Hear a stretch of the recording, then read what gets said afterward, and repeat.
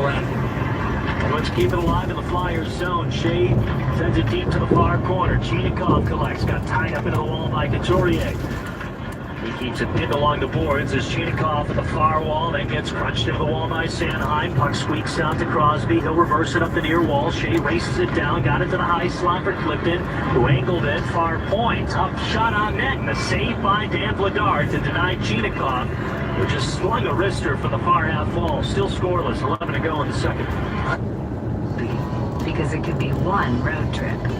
It's all about turbocharged power and hybrid efficiency working together.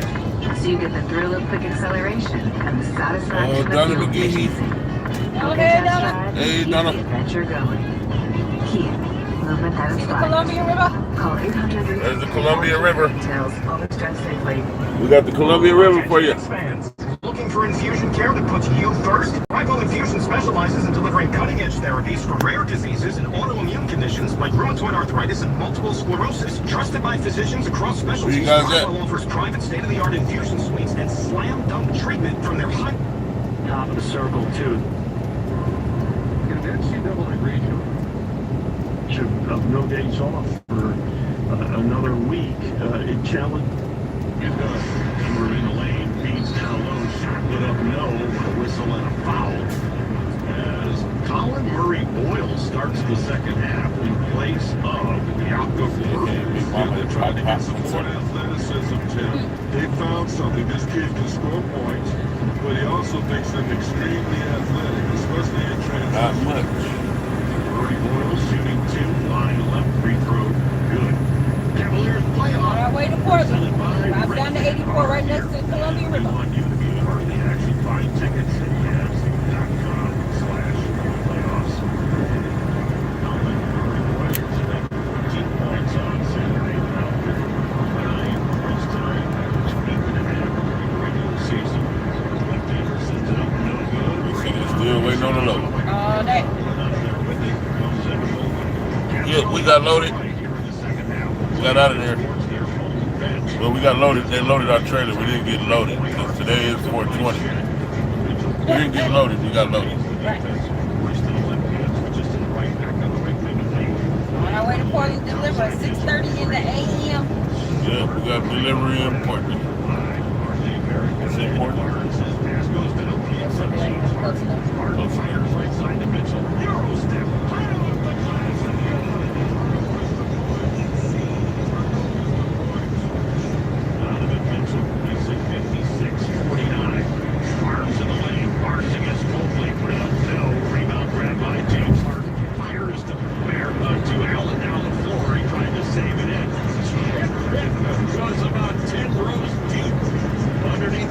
To our right, and now Jared will work the obstacle course to extract himself from that. What we're seeing, the Raptors came coming in with the strong lineup. They want to push it up and down. They ain't got nobody out here parasailing. They ain't got nobody out here fishing. Nothing doing on the Okay, nothing out here. Columbia River. Nothing going on. Usually when we come down here, we see parasailing or we see them parasurfing. Yep. Or we And see the big somebody old fishing. boats. The big boats that come down here. The party yacht or whatever. Oh yeah, the dock is up there somewhere. Yeah. Past Phoenix, like near the Dalles, I think.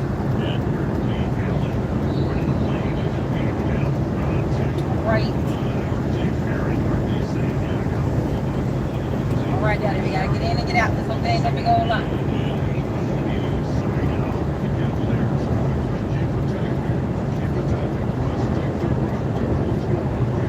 Oh, there's a little lonely fisherman. He out there fishing. Oh, there's a lonely fisherman. Since you're finna watch a glass blower guy, he's gonna be making candy.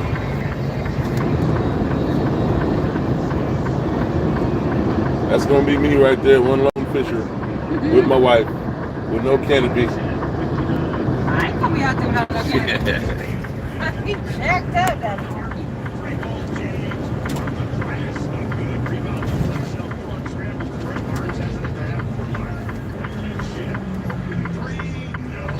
Tomorrow when we come back, we'll just hit up to 97. Donovan Mitchell looking for that offensive rebound instead. That's why I was noticed. just drop off. Well, when we pick up tomorrow morning in Portland, then we have to shoot up to Grandview, Washington, so we have to take the 97 up that way.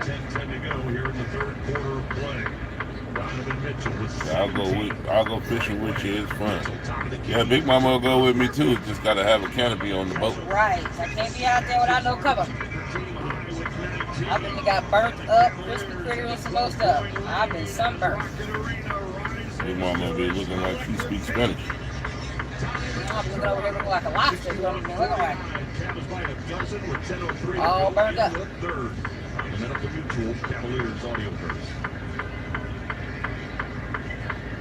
Here at the Cavaliers, we know what it means to show up strong. And that's exactly what Cleveland This says. is Big Junction. We're getting ready to go in. Got a little bit of ice. Just gotta get a little bit of fruit.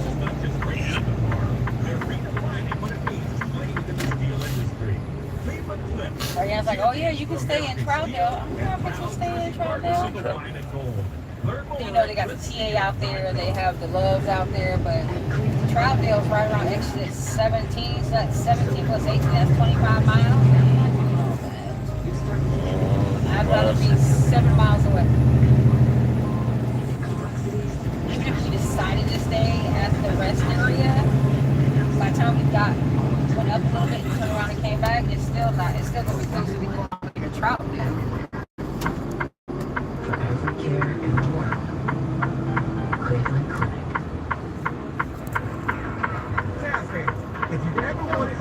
See how much gas is. 465. Look like it's going down a little bit. Look, $6.55 for diesel though. That's expensive. See, 465, 655.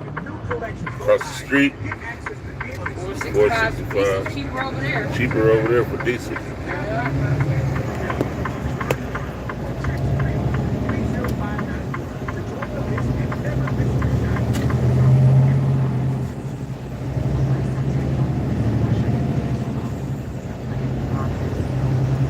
Can't even end up in here too long. That we're doing good on time. We're doing good on time. Yep.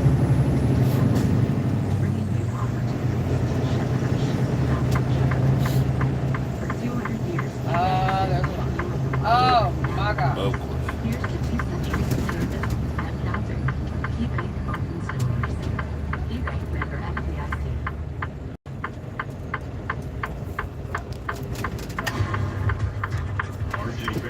Somebody shit on fire.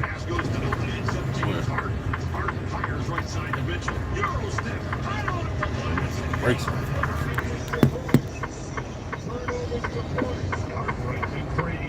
It's smoking up under there, bud.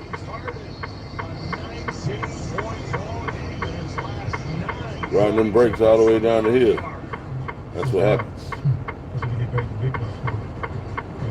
You ain't got a fire extinguisher? This shit's still smoking.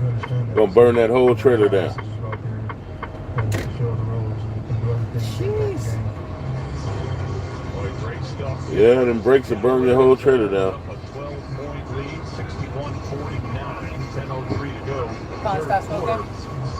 It looks like it. Looks like it's smoking a little bit. Rocket Arena up here in downtown Cleveland. What a home court advantage for the Cavaliers. See if I can get in there. See some smoke up in there. It's actually what I'm seeing James share in every single huddle. He is just so communicative with all of his. Yeah, it's still smoking. You can't see it on the camera though. Jerry was sitting next to each other on the bench.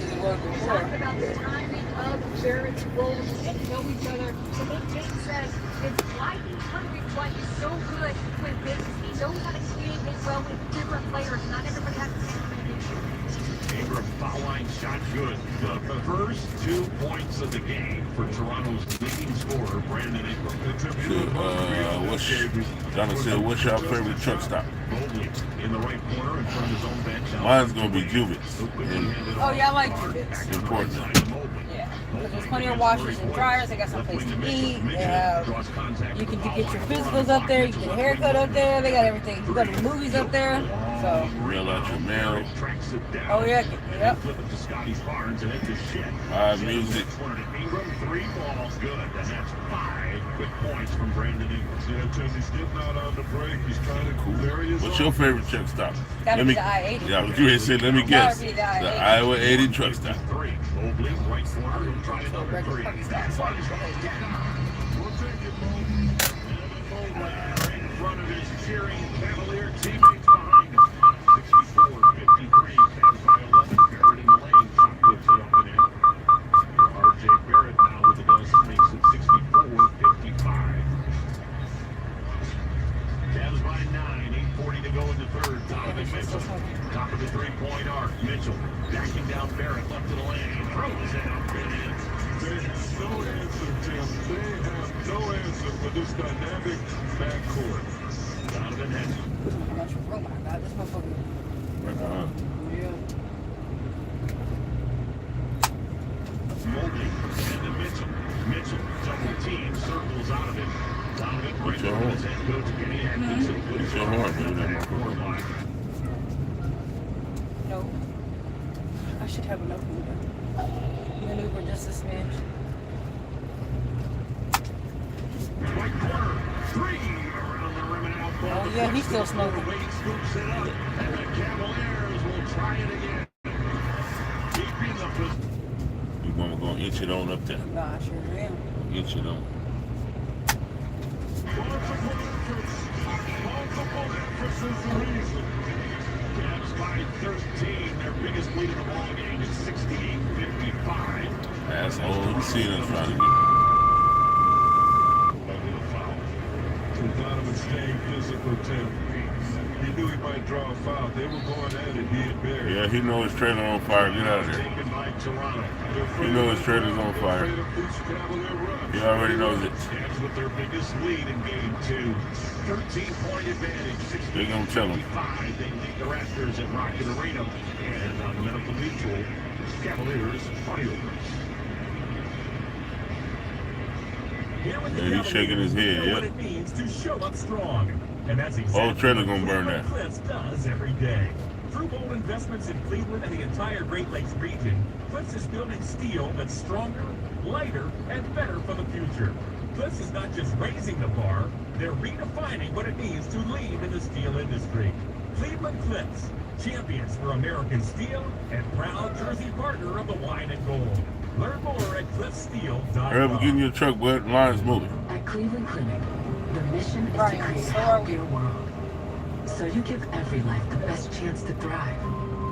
You tackle health issues at the root of their cause. You go beyond your walls to make theirs a little safer.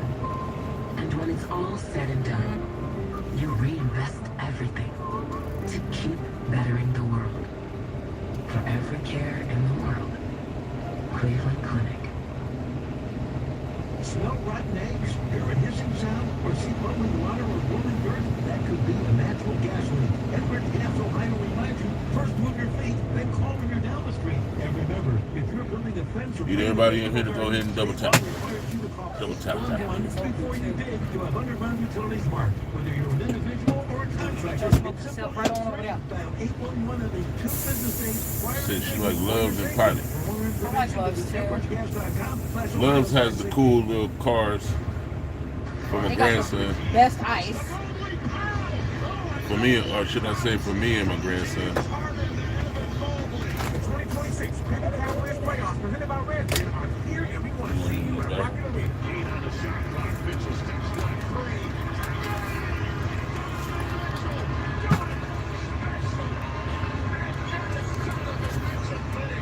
Secure your spot to show the Cavs now at Cavs.com/playoffs.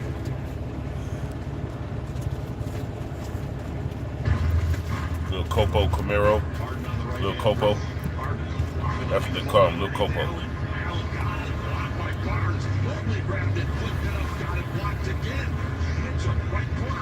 Double tap for the Copo. Is this just still smoking? Where's he? Is that him? Is he young? Can't really see. No, it looks like a stop. Like a stop.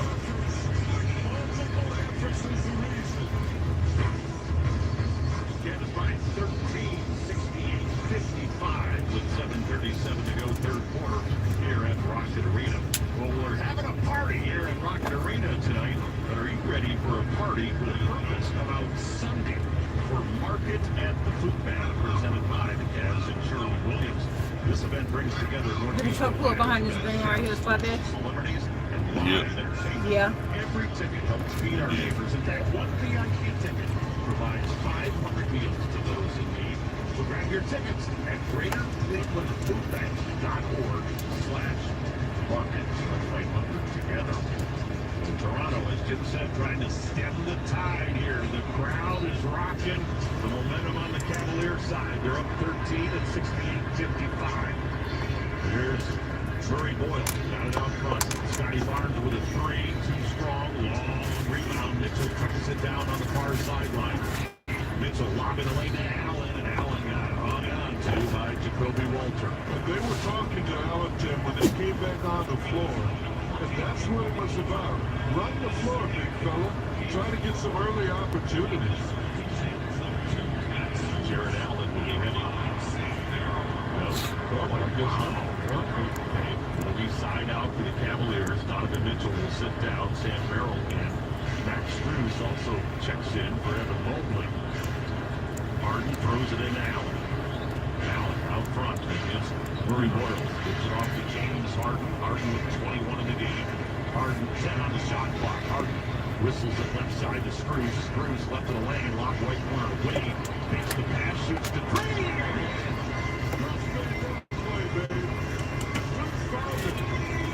Cavaliers by 16. 71-55. Under 7 to go here in the third. In the lane, tough shot put up, and it rolled around the rim and in for Murray Boyles. He wanted a foul to go with it, no whistle. Cavs lead down to 14. Harden, part of the key, backs up behind the arc. Harden against R.J. Barrett. Harden now to the baseline in front of the Cavs bench. Fires out front to Merrill, swings it left wing to Strus. Strus on the dribble, down the lane, in the lane to Allen. Brooks, and scores as they roll around the rim. That's Strus again, Tim. Creative fires. And again, this Cavalier depth on display. Everybody that Kenny has brought in has performed. And there's Allen with a block of the rim. Throw it up and took it away from Scotty Barnes. Oh, Scotty Barnes. Say, give me that ball, Scotty. By Murray Boyle. This time they look with Jared Allen at the free throw line. Shooting two. We had a slew of texts that came in at the half. Chevy versus GMC. A great big thank you to those who texted in. We got Eugene in Mississippi. Our buddy Lee, he is in Albuquerque. He is out in Mississippi. Down in Myrtle Beach, Ken is listening in. And out in Colorado, we got Tom. Our buddy Gary down in the... Just killed it, Daddy. Gary, don't forget about us up here. Wants us to give a shout out to his We're ahead of schedule, too. Sure was listening in. I know that. But this box truck shouldn't take much fuel. Our good friend Steve in the Okay. rain. You got it in this truck. Who, this box truck? Yep. So that's a good thing. Boy, Allen missed them both, though. That's not a good thing. So it is. The Cavs by 16 at 73-57, and now Strus commits the foul at the half-court line. Probably the good thing about that action with Jared is now it puts us in a bonus situation. It behooves us to even drive more, to even be more in attacking mode. For the Cavaliers, Jared Allen will sit down as Evan Mobley checks back in. So here's Shed. Shed out front for Mamu. Mamu deals left wing to Jacoby Walter. His three, no good. Rebound out of bounds. Oh my. Mobley got sent to the deck by Mamu when they're saying it went off. Mobley out of bounds. So it'll be Toronto basketball where the entire Cavs coaching bench was up. They wanted a challenge, but they couldn't get it. Here's R.J. Barrett, 4 on the clock. Barrett mounts in the lane. Mamu with a nice head and shoulder fake and he'll lay it in. Yeah, that non-call cost him two right there, Tim. But what Harden's been telling him, play through it. Merrill, corner three. Quick flip, missed it. Rebound grabbed by Mamu Kellis-Feeling. Got it down the floor to Barrett. R.J. Barrett splits and double team as an easy layup. Gotta stay aggressive on the defensive end, guys. Make physical contact. Leads down to 12 at 73-61. Hart into the forecourt, right in front of Kenny Atkinson. Lob to Wade. Wade gives it to Mobley at the free throw line. Mobley kicking down into the paint, muscling in, hooking it up, spins it home. And a foul to go with it.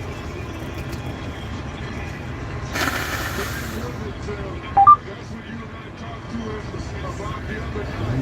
If one option isn't working, go to your second option. He's staying determined to score.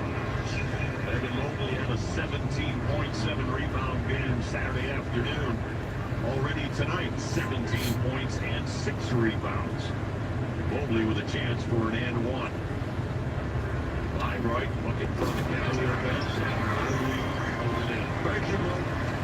Evan Mobley with a three-point play. Cavaliers by 15, 76-61 with 4:50 to go here in the third quarter. Lob in the lane. Merrill got in front of it, but then Ingram got it back. Gives it off to Walter. He'll bank it in, and a foul to go with it. Yeah. A couple of defensive mistakes right there, champ. Everybody was crowded around Ingram, but that's been the main defensive assignment. But you can't leave those French players around because their bench has been outstanding tonight. Their bench has been scoring. I'm going to get out of this car. Jacoby Walter with a chance for a three-point play. Head to Giant and visit the GE Lighting Display through April 30th for your chance to win caps, tickets, or signed jersey.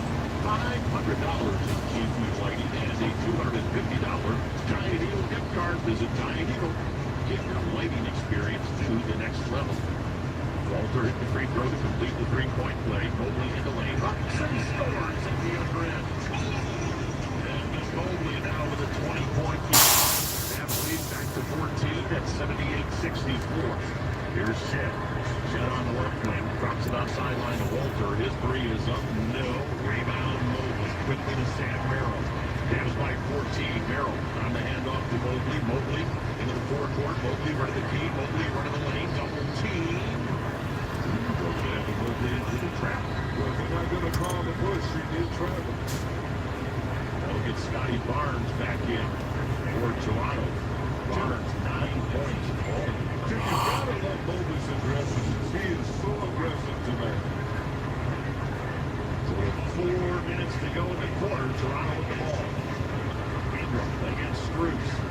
But the Cavaliers have rotated guys on Brandon Ingram, but they've all bodied him up. Ingram running the lane. Turn around and rolls out. Ball loose on the floor. And out of there with it came Mamu. None of the Cavaliers could corral it. Shoots it out front to Ingram. A rush three that missed. Rebound. Grabbed by Mobley to Mitchell. Ahead to Strus. Put it up. No. Strus saves it in. No, his foot was on the end line. I'll tell you what, that was a nice job by Toronto to get back defensively. Yes, it was, but that was off.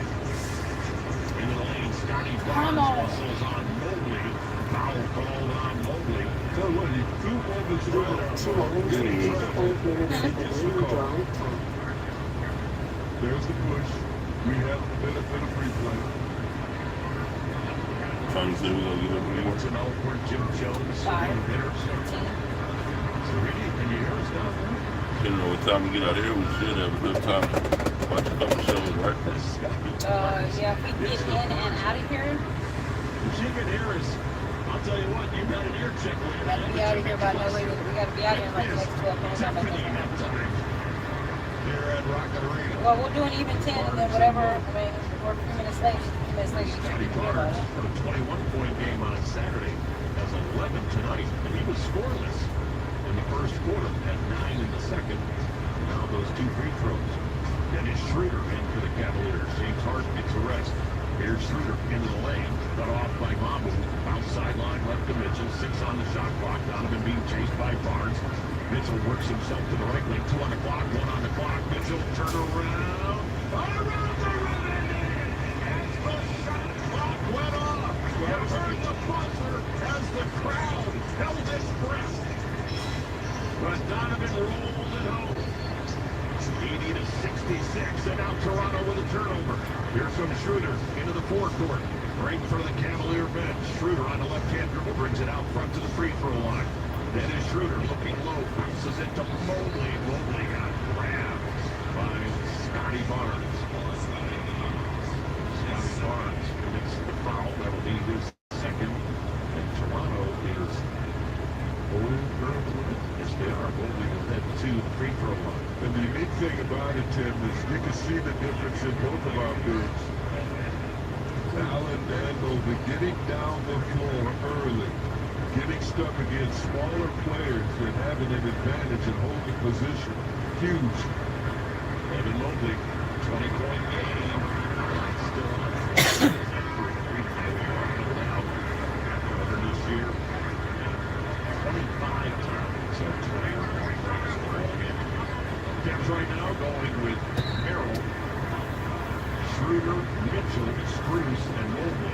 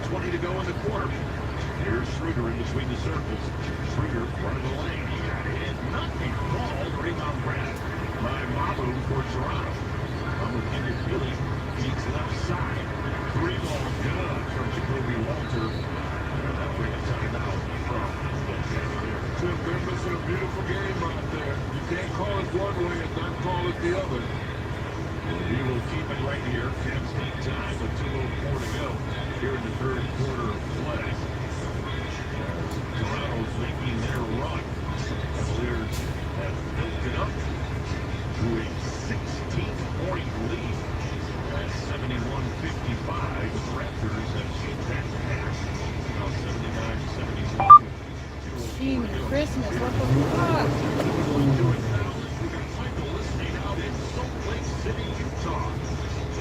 John in Wisconsin is just amazes me on the fact they come from all over the country and the world. Speaking of that, our buddy Jamal down in Melbourne. Listen, he did tonight. Jim, sometimes they are humorous. We got a text for Mrs. C in Cleveland. Mrs. C battling the flu. And she spilled her tea because she got so excited when I called the 3-ball. That's my man Gary. Gary from the hip brought us. Thank you, Gary. What do we got here? Just tell me real quick. What do we have here? 11 blueberry cheesecake. You are the man. Thank you. Oh, my endocrinology is a little bit. It's hard to turn down, Tim. The presentation is beautiful as usual. Thank you. All right, from the hip. Serena, it's too bad you're down there on the floor because we've just got some wonderful drinks delivered to us here in the third. Spruce and his pass out front kicked away by Jacoby Walter.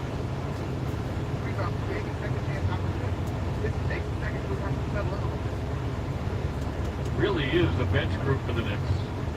Only Anunoby a starter on the floor right now. Clarkson, long pass underneath. Robinson dropped it, got it back, and put it in off the front rim. For the first field goal of the second quarter for this Knicks bench unit, they're up by 5. Bradley underneath, catches, drives, right-hand layup off a pick and slip with Alexander Walker. Is 35-32 Knicks.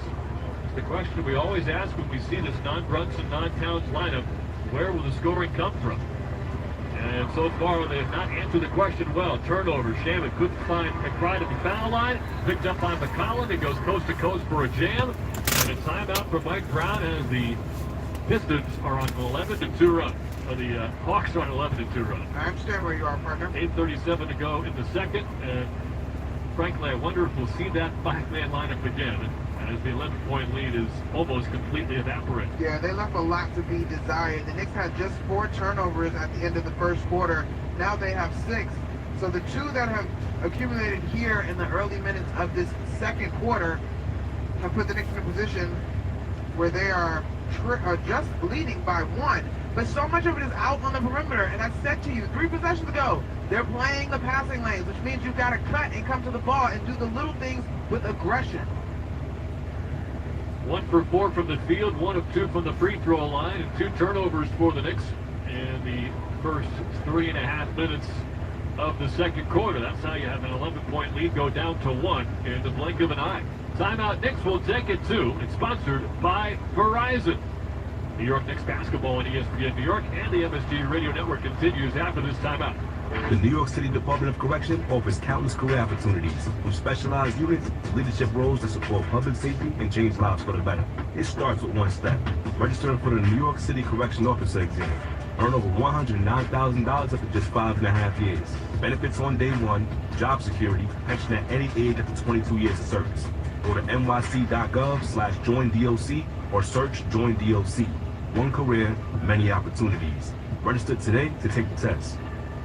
New York Knicks fans, here's a total slam dunk. For a limited time, new Verizon Mobile and home customers can get Fios and a line of mobile for just $69.99 a month with AutoPay. Get Fios 300 megabits per second for $20 a month. And unlimited welcome for $50 a month plus taxes and fees when you bring your own phone. Visit a Verizon store today to learn more.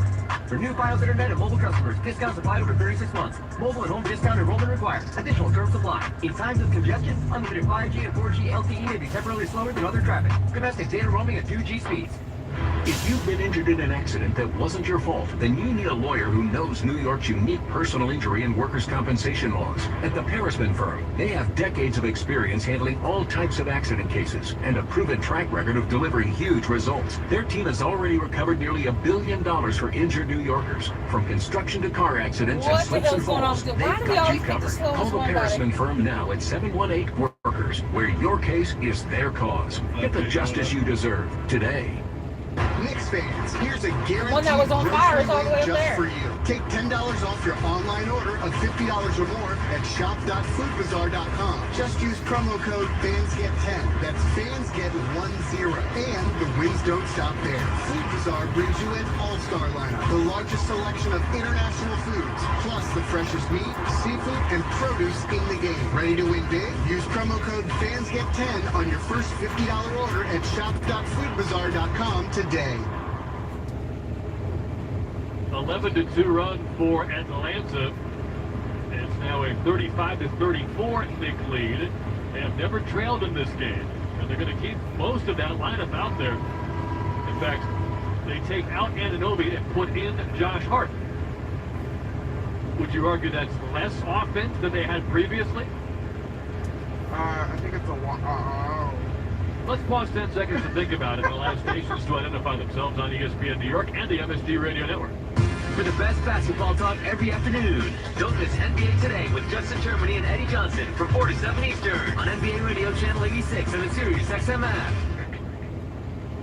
With Monica McNutt, I'm Tyler Murray. Knicks ball up 1, 8.5 to go in the second quarter of Game 2 of the Eastern Conference opening round.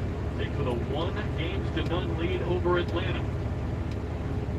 McBride and Robinson pick and roll left side. McBride up top hoping for Hart. Stolen by commitment. He'll go coast to coast and give Atlanta its first. Because we were ahead of him and now he's getting ready to go up. Spencer was 23-22 in Game 1. 36-35 Atlanta. Jose Alvarado about to check in. And they really don't want to use Brunson and Towns here early in the second quarter. Larson, right elbow, leans in with a floater. He got fouled by Vincent, who was grabbing his arm for most of the possession. Clarkson will get 2 free throws with 7:59 to go in the second quarter. And this is the formula. This Hawks unit is better at defense than this unit right now for the Knicks is at offense. And literally, this collection of guys who, some of them didn't even touch the floor in Game 1, are just playing hard. They're running into passing lanes. They're capitalizing on the space that the Knicks have and are not closing We've been up. literally sitting here, Daddy, for 20 minutes. Jose Alvarado is coming in for Landry Shamet. Watch, yeah, let's stop there. We could have made it. Nice round of applause. Yeah, but I don't know if he would have been able to make it Brooklyn back. kid Jose Alvarado, he claps his hands. He's fired up. Well, one thing I will say about this is the Jose Alvarado and the Jordan Clarkson likeliness to look for Mitchell Robinson at the rim. I'm intrigued by that. Oh, Alvarado crashing in after a when it missed was free on fire, throw, he and he dunked. draws a loose ball foul. That is so Jose Alvarado. His first seconds on the court as a Nick in a playoff See, game. what will go He on wins them after a that new minute, possession. I think. Game is tied at 36. Well, And these Clark guys got the leave. first free throw. We had an opportunity to have a great conversation with them at 7 p.m. in Brooklyn. Now it's a truck in front of him. And of course, the Hall of Famer Carmelo Anthony, and he was just so transparent and honest and joyful about his journey to get to this moment in his career. Two quick fouls for Gabe Vincent. Alvarado pick and roll Robinson with the pass. You can look in the front pocket. Around and out, rebound Kispert. Avery Bradley didn't even make it a simple ball. All he was trying to do was box Mitchell Robinson out of there, so he could not come up with that 0 board. Tony Bradley, I thought. Right wing Alexander Walker off the dribble three, bangs off the front rim, rebound Hart. 7.5 to go in the second quarter. Knicks ball, we're tied at 36. Hart to the rim, kind of muscles pass. Kispert missed the layup. Offensive rebound and a putback from Mitchell Robinson. He is 5 for 5 from the field, 10 points, and Mitchell Robinson is your leading scorer in the game as Alexander Walker threw it away to the near sideline, hoping for Kuminga, but it's off target. And the Knicks will take over up by 2, 7:19 to go in the second quarter. I'll say that again, the only score in double figures about halfway through the second quarter for either team is Mitchell Robinson. Also got 5 rebounds. Alvarado left wing pick and roll. Robinson pocket pass. Foul line looking around now. He'll take a dribble. Hand off up top to McBride to the near angle. Pressured by Kuminga. Screen from Hart on the right. 5 to shoot. Straight on 3. Missed it wide right. Rebound secured by Clarkson. He'll slash to the rim. Gets around Vincent and banks in a right hand layup. Jordan Clarkson on the second chance opportunity. Knicks by 4. Every so often, Jordan Clarkson does something that just reminds you he's a professional scorer. The way he's able to absorb the contact, shoot the ball, and finish that play. Johnson's pass to the interior was tipped in the air by Robinson. It comes free to Robinson, or to McBride now. Hart in the lane. Passes behind him to Mitchell Robinson. Misses the layup. He got fouled. Put back will not count from Josh Hart. But Mitchell Robinson will get 2 free throws as the Hawks have now committed 3 fouls in the court. I love the game that Mitchell Robinson is having, but what? Why would you put him in that position if you're Josh Hart? I understand, though. Josh Hart comes down the floor, rim running, head full of steam, gets up in the air, and is a little bit decisive. Doesn't have a choice. That's not exactly the position to put Mitchell Robinson in. Jalen Johnson hit with the foul. That's his first, but it's actually the 4th against the Hawks here in the second. What does that mean? Well, pretty decent chance they think about fouling Mitchell Robinson, but the Knicks have Towns, Bridges, and Brunson set to check in as Robinson hits a line drive free throw to maybe change Quinn Snyder's mind about fouling him intentionally. Brick by brick, and I mean that in Oh, wow. terms of building. I know. As soon as I said it, I was like, No, sorry. that's actually genius. Okay. Building confidence brick by brick. Oh, man.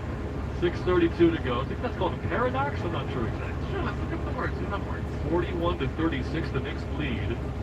Robinson misses the second one short. Kuminga fumbled the rebound out of bounds, left baseline. He collided, I think, with either Jalen Johnson or Jordan Clarkson. Either way, the Knicks will keep it. 6.5 to go. Yeah, his own teammate got him. Johnson right in the midsection. Robinson will check out. He gets a round of applause. And on the floor is 4 Knicks starters, everybody except Anunoby. His spot's taken by Clarkson. Towns on the right wing. Brunson out of the far angle. Crossing over Kuminga. Mid-range far side. Leans in. Banks shot around and out. Tipped in by Clarkson. He's got 4 second chance points in the quarter. And the Knicks are on an 8-0 run. And Jordan Clarkson got out of there just in time. There you go. Before Atlanta just had 11-2 run. What the hell? career. Sparks is practically on the floor. Vincent from straight on connects on a 3 off the dribble over Josh Hart. That's a tough shot for Gabe Vincent when he's made it a 4-point game. Halfway through the second quarter, Knicks, for the second straight game, could not hold an 11-point lead. It went away quickly, and they trailed by 1 at one point. Towns forced a pass to a cutting Bridges underneath the basket, stolen by a Kongwu. Johnson across midcourt to the right side. Foul line extended. Vincent left with 3. They were on an 8-0 run, so you know that's how it Bridges the goes. rebound. Had to be more than that because they're on an 8-0 run. That means if they're only up by 4, that means that they were. Hawks 39. Knicks are also So it had been like a 15-2 run. They were doing the most. Motherfuckers just stop playing defense. Bridges Man. top of the key, looking for Brunson on a back cut. He'll catch, lean in for the right elbow, hits the floater, and got fouled by Daniels. There you go. Second foul on Dyson Daniels. 3-point play, Jalen Brunson. And the Knicks have a 45-39 lead.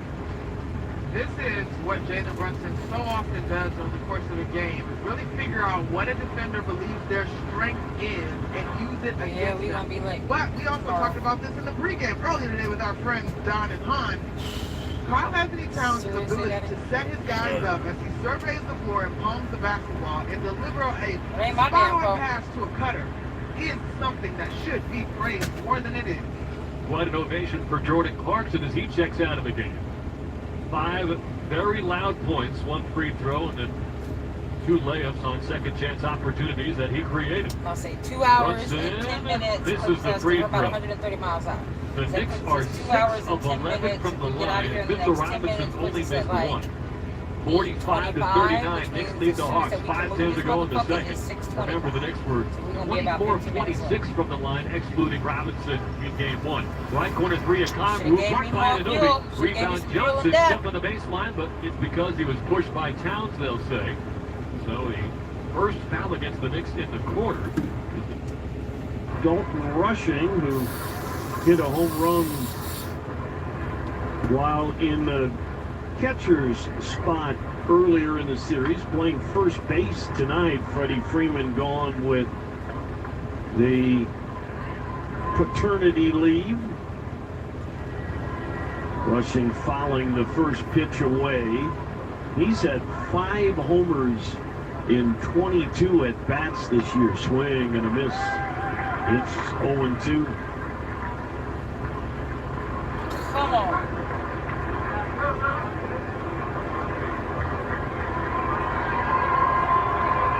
Good time for Rushing. He's now back into the box.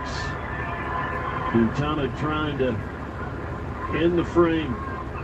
Outside and low. It should pump the full 100.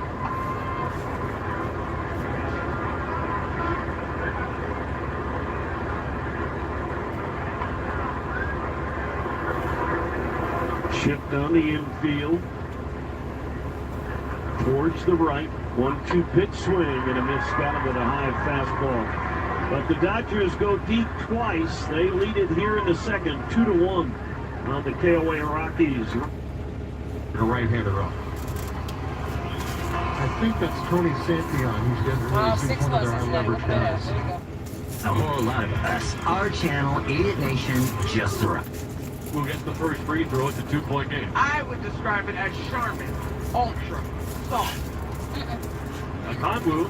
She This is the second, so Wall is susceptible to falsehoods. As the offensive rebound was tipped off the shot clock by the rude Knicks. as hell. Safety version of Ball Don't Lie. Oh, you're right with me, Monica. Very good. But possession will stay with Atlanta for now. The referees get together and talk about it. Zach Zarba does confirm that the rebound was tipped off of the shot clock over the backboard by the Knicks. 4:23 to go in the second quarter. Hawks have led by 1, and the Knicks have led by 11. McCollum up top, crosses over Brunson. Now switched on to by Bridges.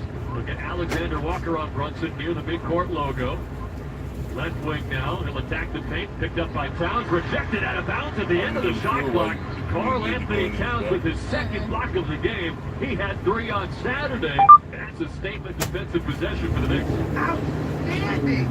Body control and effort by Carl Anthony Towns. Remember, earlier in the game, I was preaching, I was on my soapbox about playing off of 2 feet. That is what he did there and was able to get a clean and energizing block. 4:07 remains in the opening half. Knicks by 2. They got the starting 5 on the floor now. Same story for Atlanta. Anunoby off the screen, catches at the foul line, steps back left elbow, then leans into a Conwu, took a hit ball, came 3, and they'll call the foul. The Conwu picks up the second, and he was about to argue, but then probably realized he got a freebie on the other end against Anunoby. I think that's exactly, I can't talk, hold on. I think that's exactly why he went out of Congress to see if the whistle was bounced. The Hawks have listed Muhammad Gay as available to return with an apparent hip injury, so that must have been what took the brunt of his fall after a missed dunk in the first quarter. So that is good news for Atlanta, and D'Antoni gets the first free throw. Their backup center. Second foul shot is up and good. So after missing 2 of his first quarter, D'Antoni gets 2 here. You can probably put the, oh, not for today though. Tomorrow you can probably put the gator light. I'd like to try that tomorrow. Step back, left wing 3. CJ McCollum connects. He's got 12 points after 17 in the first half of game 1. Now, the three-point shooting category is the only one that notably favors the Atlanta Hawks. They're shooting 46%, having knocked down 7. The Knicks are second, 21%, only knocked down 3 so far. Anunoby, left corner 3. That one short. Hart got pushed in the back by McCollum on the rebound, and they will call it. Loose ball foul means free throws for Josh Hart. I'm sure McCollum in the postgame will talk about Josh Hart's performance on Broadway. And of course he's not Nonetheless, take it back the next day. Lucky didn't do that. the whistle is the whistle. 47-46. Knicks by 1. 3:25 to go in the second. To the 3-point. It's what?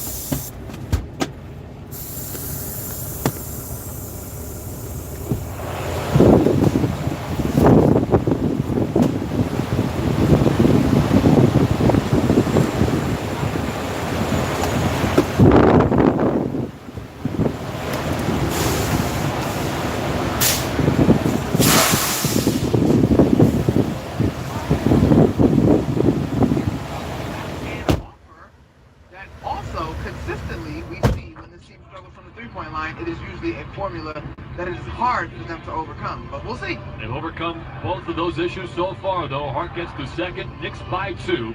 3:18 remaining in the second quarter. McCollum, foul line, driving the paint, finds the right corner driver in Jalen Johnson. Sealed off on his dribble drive by Hart. Alexander Walker near wing, pick and slip with Johnson, runs over Brunson, misses a layup. They call a blocking foul on the Knicks captain. First foul on number 11, and 2 free throws with a chance to tie the game for Jalen Johnson.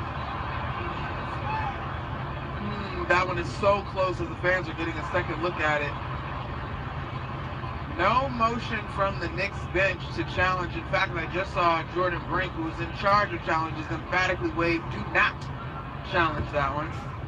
First free throw drops in to make it a 1-point game. I think as we're watching the replay, Brunson is still moving that left foot, which I know to some degree there can be some movement still. You don't have to be 100% still, but I don't think they felt confident in that one. Yeah, I think the main issue was when Johnson caught the ball at the dotted line, Brunson gave him enough time to get out of the way. Both free throws are good, so the game is tied at 48. 9 minutes gone by in the second quarter. Hart got bulldozed on a screen by Daniels across midcourt. They'll call the foul. That is 3 on Dyson Daniels, and 2 more free throws coming up for Josh Hart with 2:58 to go in the second. Gee whiz, Daniels is just using that upper body tonight to get a hold of a bunch of different Knicks. He gets his shoulder clearly into the face of Josh Hart. Yeah, and Jalen Brunson gesturing with his right elbow saying, that's the same thing he did to me. They've sent the teams to their benches. It is immediate timeout, but Zach Zarba says, we are going to challenge this. Or review it. Running on the floor is a defensive foul on Daniels. The play's under review. 48-48, 2:58 remaining in the second quarter. Gabe Vincent in the background of the announcement for Zach Zarba. Not happy that they're taking a look, but when a player gets clotheslined in the face, you have to look at the replay. We'll take the break as well while they take a look. 48-48 in an increasingly physical game 2 between New York and Atlanta. Knicks going to take a 2-0 series lead to Atlanta for game 3 on Thursday. You're listening to New York Knicks basketball on ESPN New York and the MSG Radio Network. Want to earn extra revenue for your business? Amazon Hub Delivery is looking for local business owners to assist with deliveries. When you become a partner, you and your staff will deliver packages to customers in your area on a schedule that works for you. With each package delivered, you'll gain extra revenue and exposure for your business. Plus, Amazon Hub Delivery makes it easy to get started. There's no upfront cost, delivery experience, or long-term contracts required. Sign up to learn more at Amazon.com/Hub Delivery. That's Amazon.com/HUB Delivery. This is Rick Brunson, the assistant coach for the New York Knicks. I'll be driving to our games this season in style in my new Jeep Gladiator from Princeton Jeep. My friends at Princeton Jeep gave me all-star treatment, and you can expect the same thing. Just mention I sent you, and they'll treat you like family. Princeton Jeep has tons of inventory and great deals on new vehicles. Visit Princeton Jeep at 1045 State Road in Princeton, New Jersey, or online at PrincetonJeeps.com and tell them Rick Brunson sent you. Time to bench those other hiring sites and let ZipRecruiter help you build a winning team. With ZipRecruiter, when you need to hire, you get to hire the right fit for any role fast. That's because ZipRecruiter's smart matching technology starts showing your job to qualified candidates immediately. You can also apply filters and add screening questions to your job post to help you save time in scouting first-rate talent. With ZipRecruiter's advanced resume database, you can instantly unlock contact info from a roster. That's why over 4.8 million businesses recruiter to hire. And check the out of 5 employers who post on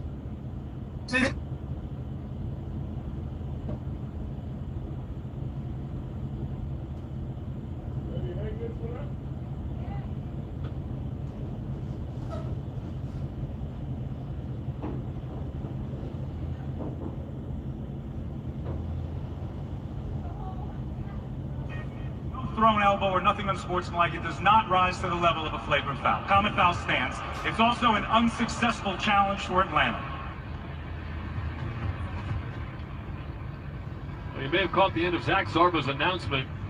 A lot of video replay reviews just happened during that last 2-minute commercial break. Initially, they reviewed the Dyson Daniels elbow into Josh Hart's upper body for a flagrant foul. They said no, it was a common foul. The Hawks then challenged to say that wasn't a foul at all on Daniels. I think either they were hoping for a Brunson push-off or a Hart flop or a Hart moving screen. It was neither. So 2 free throws for Hart. Game is tied at 48, 2:58 remaining in the second. And perhaps most importantly, the Hawks will not have a challenge available for the rest of the night. Excellent breakdown, partner.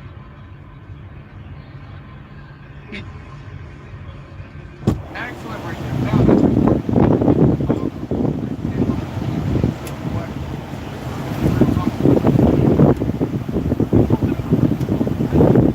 Glenn Anderson going double tap. Knicks tied in this game despite missing 12 of their 15 three-point attempts and allowing Atlanta to hit 7 of their 15 threes. Say second chance points. They're winning that battle 14-3. As Hart connects on the first free throw, that's also something the Knicks have overcome. They are 10 of 16 from the stripe. That's just 63%. They lead by 1 now. The second chance point's an extension of what we already called out in terms of rebounding, right? They're 21 rebounds to the Hawks' 10 total rebounds tonight. Hart gets booked. He's got 9 points. Robinson leads the Knicks with 11. And C.J. McCollum has 12 to lead all scorers. Final 3 minutes, first half. Knicks by 2. McCollum and the Hawks from left to right. They're in white and red. Knicks in black and orange. Coming. Pass kicks him. Very short. Rebound run. Force the pass underneath to Hart. Well, we're probably going to have to, once we corner. get to the TA, Gets back where the we're going to have to go in to place the order on Crocs this time like I did last time, so I can hurry to get my on-duty out of the way so we can quickly get off the clock. 2 more. The Hawks have finished the penalties since about midway through the second quarter. Josh Hart there pulling a little bit of a Jose Alvarado / Jalen Brunson type move, just keeping his dribble alive. His energy tonight. Remember, in game 1, he rattled off 14 rebounds, but his energy tonight. You on the wrong motherfucker's side. Head up. He's kind of been in the right place at the right time. Looking for the food court at the mall. Forget the offense. Someone's doing it. I do think that the collective defense has been outstanding tonight. Even when we talked about the Hawks, whoever it was, going at Jalen Brunson, the Knicks did a really good job of getting him sound, help defense position to help bail out their captain if necessary. Hart got the first, missed the second short. Specifically on Johnson, he's 0 for 4 and a game low, minus 11. He is their best player. We already have him when I wanted him. Missed the layup over town. Quick center, furious, asking for a foul. On the other end, Brunson's right wing 3 is good. He almost got fouled by C.J. McCollum. No call. They'll take the 3 in a 54-48 lead. Leave it to the captain to end the drought from behind the three-point line. He has missed 8 in a row. McCollum right side drive. Bank shot is good and a foul. Brunson asking what he did wrong, but they'll count the basket with a free throw to come. It's now a 4-point game. He said, what the hell did I do? Left before halftime. Now, to me, that's marginal at best. Yeah, I was going to say Charmin Ultra Soft like you did earlier, but... The other one, that was appropriate that time. Yeah. Cartoon Bears probably still use that for. As McCollum gets ready for a free throw on the right side basket. And takes it.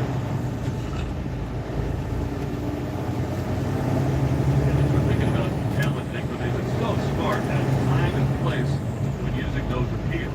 It'll be a one-point challenge if they got it. The basket counts regardless. Bridges gets it on right wing. From the block, he pulls up for a fadeaway jumper, missed it short. He was backpedaling as if he thought it was going to go in. 54-51. Knicks with the lead, Hawks with the ball. Final 99 seconds in the opening half. Alexander Walker snaking inside, step for the left block, and he misses it fadeaway over town.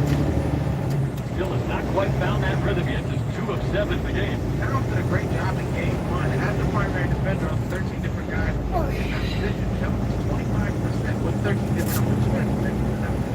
He also owns 25% of game 1. Also got the follow on him, kicks it hard corner, and it'll be a 3. It's good. So back-to-back 3-pointers for the Knicks after missing 8 in a row. They've got a 6-point lead. The lead has been taken off the basket from me. Brunson missing on assist number 5, and he got choked on the right side. Offensive foul. And Knicks will take over. Green. Now Onyeka Okongwu picks up his 3rd foul. Start one last time.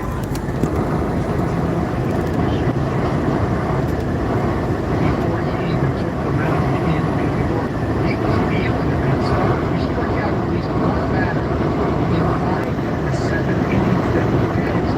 And again, he looked really well. When you see what the Dallas played, he made a change in the grip on that changeup for his because they were really comfortable with it. Batters went 0 for 7 with 4 strikeouts against this changeup last Tuesday. After the game, Mike Trout said that is the best thing that he has seen from the 3 Devils who played. Devils has success with that changeup tonight against these Blue Jays. And how about this? Dating back to that start in the hit well off the back call. First 2 singles here in the 3rd. Will Smith coming to the plate.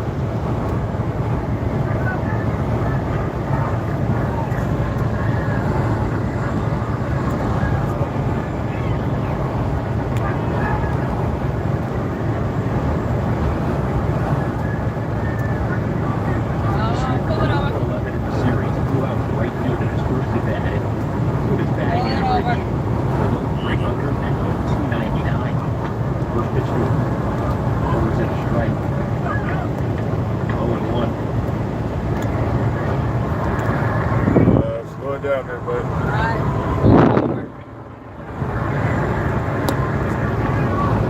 Pull against Smith. Holds his hands out over the plate. Waiting for his body to pitch. Shooting to anybody, but it's like trying to make a play, not just to score, right? You know, get down there. I feel the same in the corner. I was in the mids, but like you said, we got James out the key, right? So just trying to, just continue to pressure. 0.74 in his last outing. He went 6 innings, no runs allowed on just 2 hits, but the Blue Jays went on. And Bladar, he's got Russ to his left, Ricard Raquel to his right, Malkin and Carlson out there as well.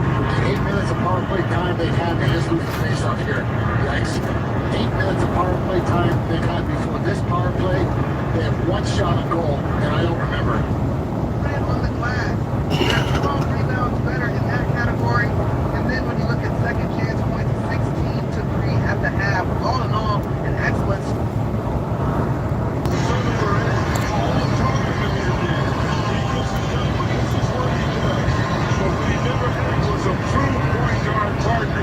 Who can keep that added pressure off of him. It's been the Cavaliers' ability to get dynamic backcourt. Murray Boyles and the handoff to Walter, and then Murray Boyles gets called for the illegal screen as he sent Mitchell to the hardwood at Rocket Arena. Offensive foul on a team foul.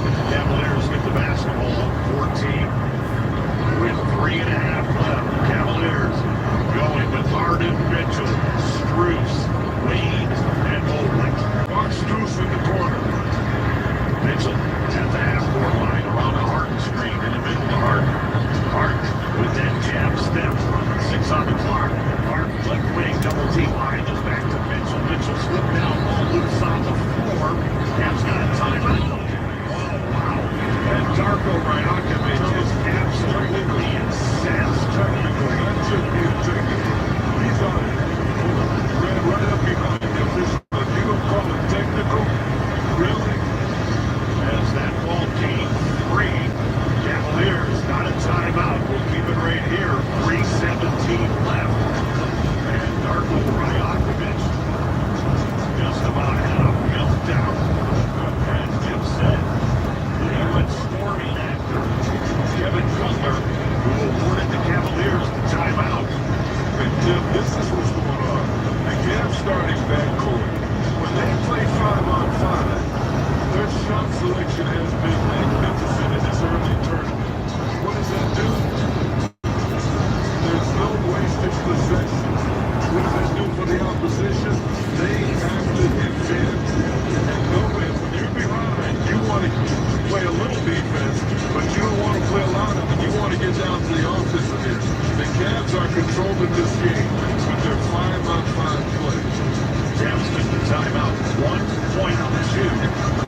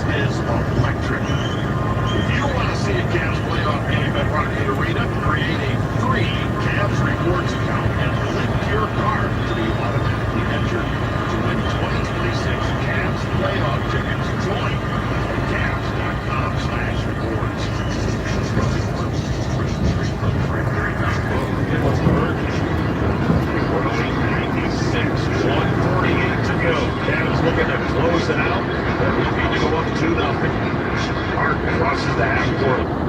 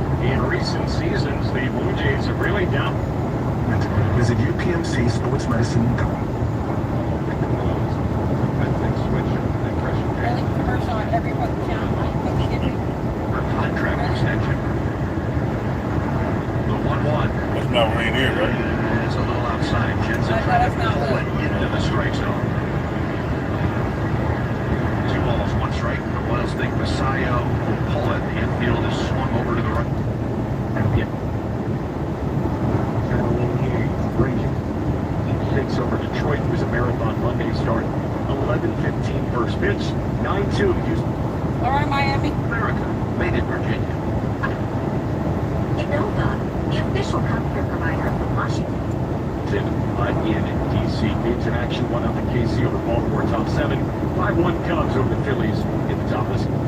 Third, and blocked by Jensen to keep 41st.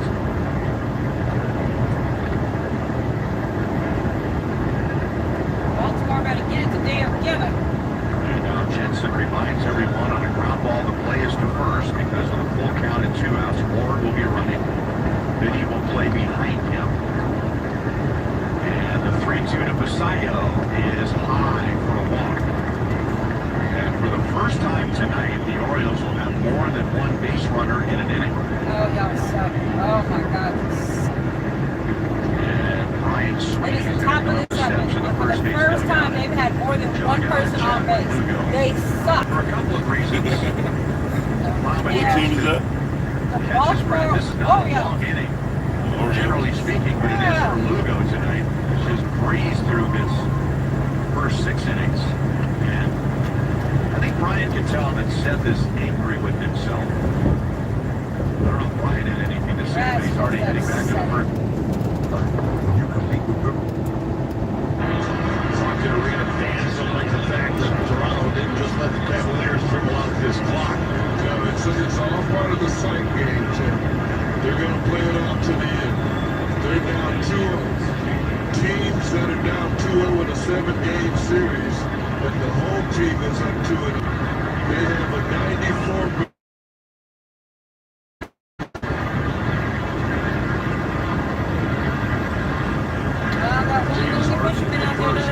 What are they already letting go? See him? It's the second Cavs won the first game by 13.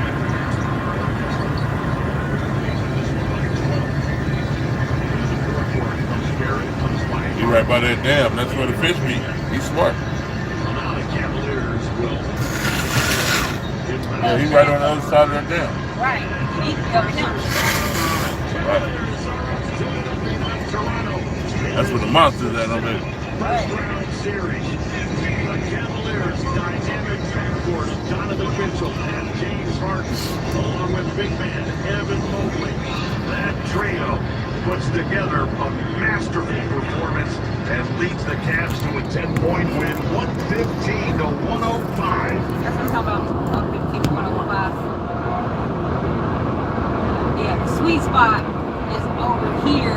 Oh, with that water coming out, huh? Right, but over to the left a little bit where they're going to be shooting out because the water flow goes that way. Oh, yeah. So over there where that shrubbery is, how it stretches out a little bit, that's where the spot is right now. Oh, there's John no Day Day. Huh? I think it's a must. Back on Saturday, May 9th. Sign up online at Rockies.com/5days. Secure your spot today. Dodgers went back-to-back for the first time this season. Rojas and Muncy combined for that back in the second.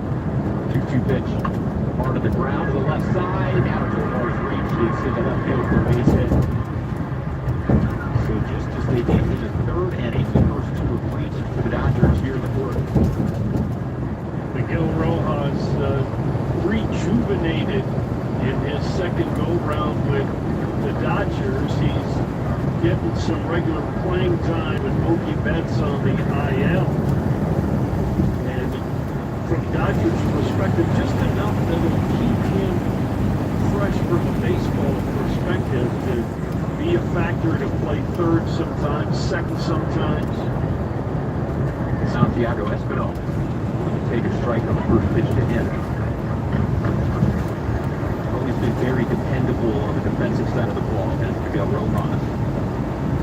All those years in Miami after debuting with the Dodgers. 0-1 pitch. This off the plate, 1-1. Rockies trailing 4-1 here in the top of the fourth inning. Max Muncy walked. He's at second base. Miguel Rojas just put one in between short and third for a base knock. He's at first. 1-1 to Espinal. And he lines this towards left center field. That's going to get down in front of that. And the stop sign is given to third for Muncy with the big arm offense. The bases are loaded. With nobody out for the Dodgers here in the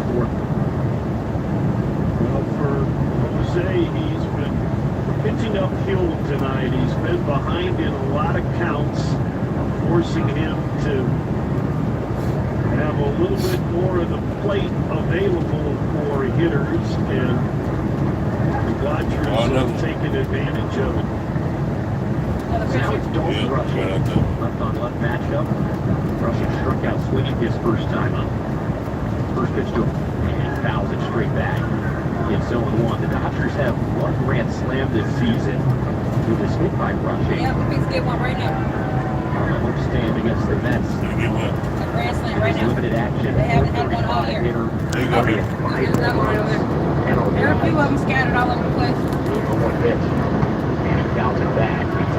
Ah, he trying to hit the shit out of that motherfucker. He fouled it back twice.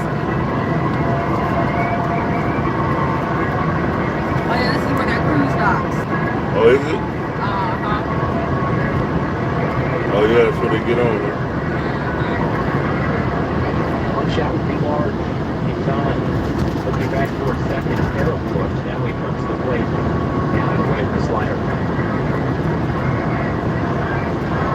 He's looking back at Rojas, who isn't going to be going anywhere with Muncie's at third base. Must just be a comfort thing for Quintana to take a couple feet to second when he comes set. Might be looking to see if Rojas is signaling to the hitter. Doesn't appear to be. Once you pitch into dirt, Sullivan does a nice job stopping that. You guys are so aware of that nowadays. Teams trying to pick sides, and of course you can't do it anymore based off signals.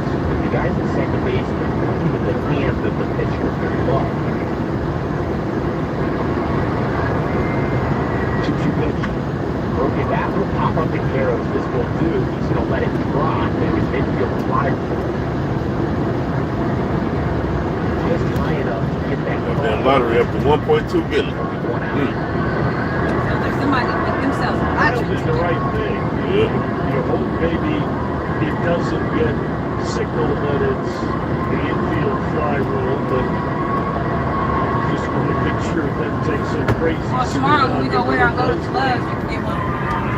He did not. Now Shohei Ohtani comes I got some cash for you there. Get you some lucky for tickets. two, and he singled and scored last time. Line drive towards first, caught by Rumfield to second, double play! What's the call here? Now they're having everybody advance the base. What happened? That was a line drive double play to get the Rockies out of a bases loaded, nobody out jam. And are they going to call a really late walk here?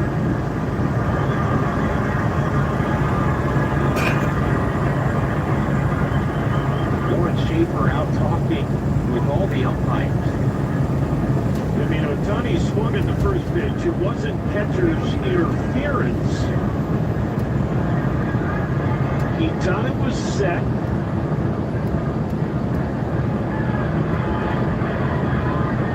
He rocked a little bit, and it was the third base umpire, James Jean, who called the ball. And he did call it immediately upon review, and Max Muncy saw it as well immediately. He saw the umpire. I was watching it from a different angle, and he saw the umpire, and then he pointed. Wow. That is a massive turn. You better get out of here, little Honda. It's always a Honda. Now it's second and third, one out with the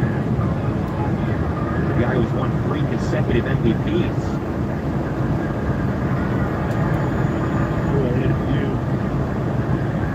You should let the fans know.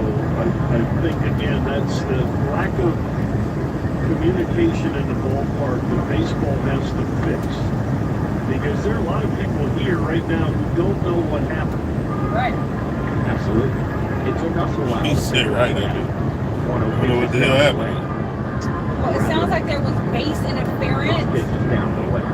So because there was base interference,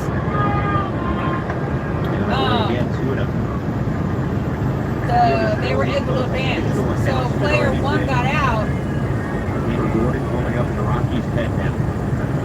Oh, so there. Okay, so what happened was there was base interference on first base.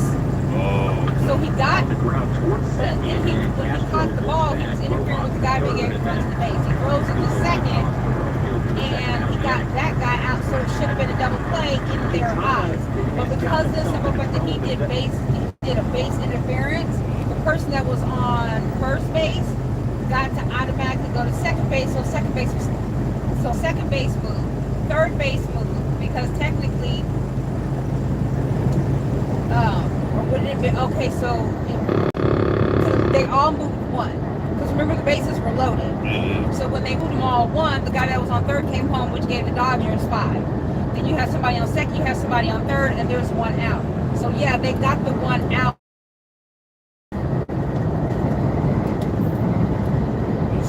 On second or first, and the other one was base interference or some shit. Or I'm assuming you have to, second base you don't necessarily really have, I guess, but first base you absolutely have to be, I'm assuming. No, you can't slide in the first. Right. But if the person is blocking the first, if the first baseman is blocking the one baseball interference, and or second base for that matter, maybe he stood right there in front of the base and didn't allow second base. So that would move first to second, and then first to second. Yeah, somehow the bases were loaded and they. Right near his shoulder, and because they were excited that they said, "Oh, there's 2 out." They said he grounded it to first, and then he threw it to second. So I'm gonna say. Time is called by Brett Sullivan. Yeah, first because it came to first. So I'm gonna say first was out. But the person that was on second base, it was interference. So they all, because it was loaded, they all got to one base. You be noticing shit on baseball that I've never noticed in my time. Over here. Your wife has turned into a sports junkie. It is all bad. I blame that shit on Asian Fire. Fucking, who told us about this shit? Motherfucker that plays on, Commanders. Austin fucking Eckler. And then I backtracked that and blamed it on you because you was the one who had to pick his ass up when he was a rookie playing for the Chargers. Oh, so that's all you, Daddy. Oh, yeah, you gotta take the whole backstory of that one. At least you keep your mind busy. He never slowed down his movement to the plate. I think the idle mind for you is like guys, they're tapping as they're into their motion. As he made the tap, he didn't stop his arms, at least in the replay I watched. So that's being really picky. But again, that's a judgment call. And everybody on here double tap. Part of that 13 double tap too. 2 out, runners in second and third pitch. Swing and miss. No. It was foul tip. And Anderson, you double tap too. Glove of Sullivan.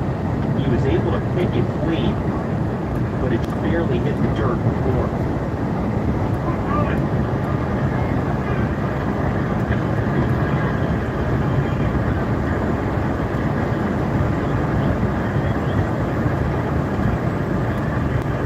Remains 2-2, and Collins 75 pitches here in the fourth. The pitch. Shot towards third, charging in is Caro's on the run. He goes to first for the final out of the inning. The Rockies give the Dodgers another run here at the top of the fourth. They trail 5.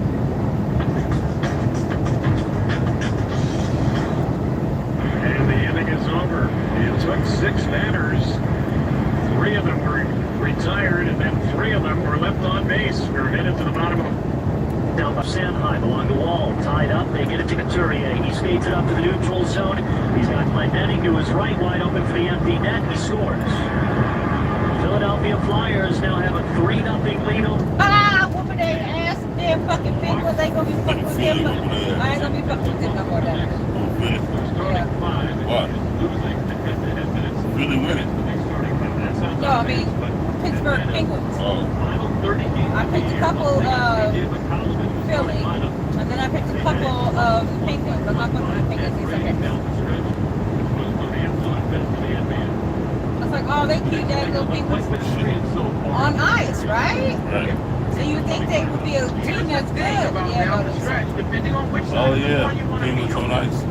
Right. You should be in your habitat. Right. You should be sliding up and down that motherfucker. But you motherfuckers have had 4 2-minute power plays and then score not one fucking goal.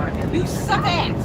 They fared 3 and 4 in those games. So, listen, you do what you gotta do. They won the games they were supposed to win. But now the playoffs, you see how battle tested they were over the That next time out, sponsored by Verizon. Watch ball from right to left. McCollum also to right wing.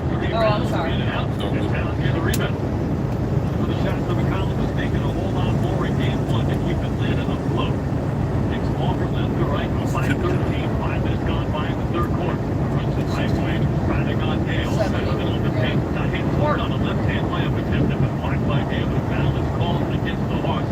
And runs it. Now the sun got back with that motherfucker. Kicking my ass. Jalen Johnson pick up another foul. That always does. That looks funky up there. Like how they got different levels of grass. What's the house up there too? I know that train be getting on that motherfucking there. I know that motherfucking loud. Shit, it's a house. It's like a house up there. Oh, yeah, it's definitely an RV or something. That's a truck up there. Is it? Yeah, semi-truck. That might be a pullout.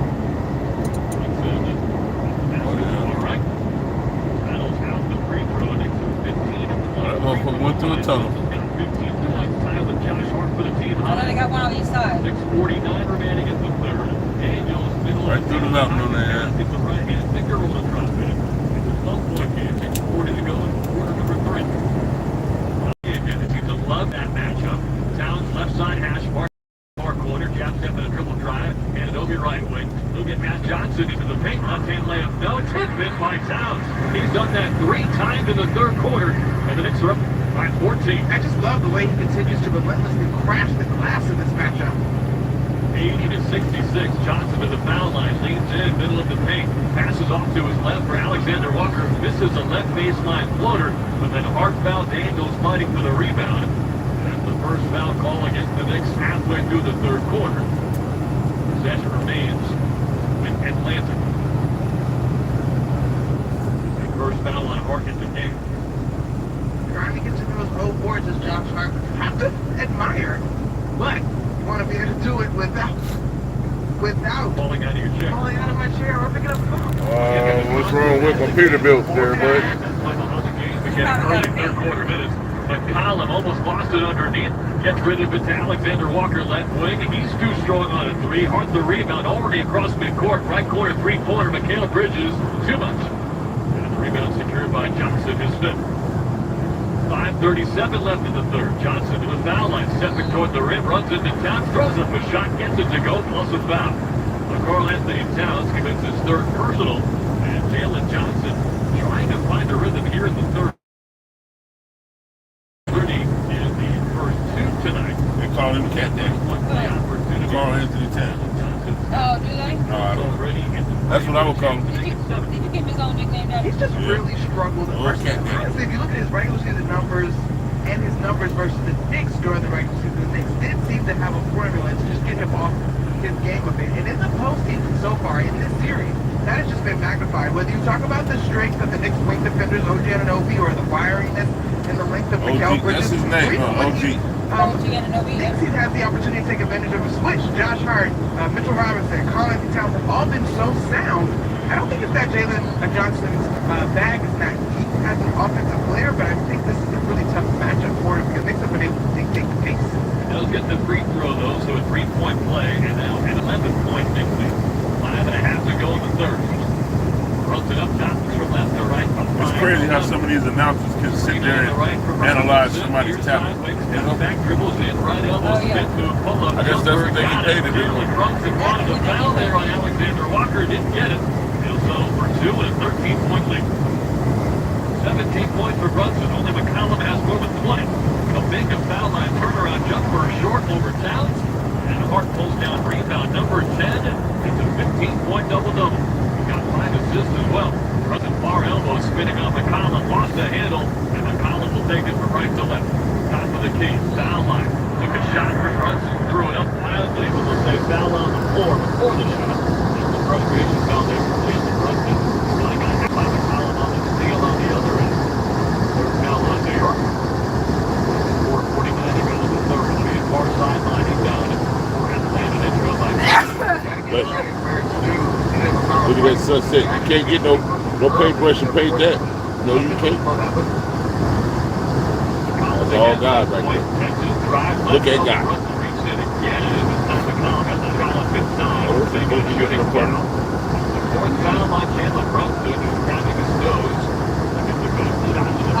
Somebody hit him in the nose. Why did he hit that boy in the nose like that?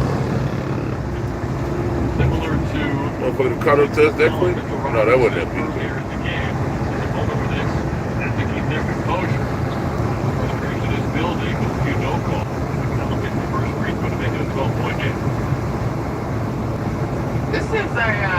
Thank you very much, Doug Dodge. I don't know why they erased your message. It says I'm going to let you know that you have a good view of the Dolls this morning. I think he meant the Downs.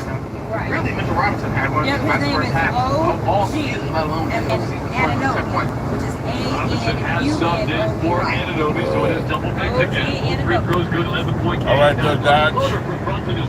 It's a double tap. He's from, he's British. 7 points in the third quarter for Brunson.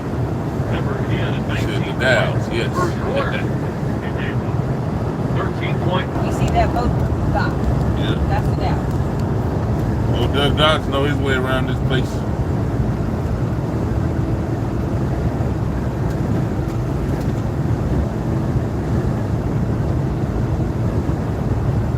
How you been doing, Doug Dodge? About the last game of things.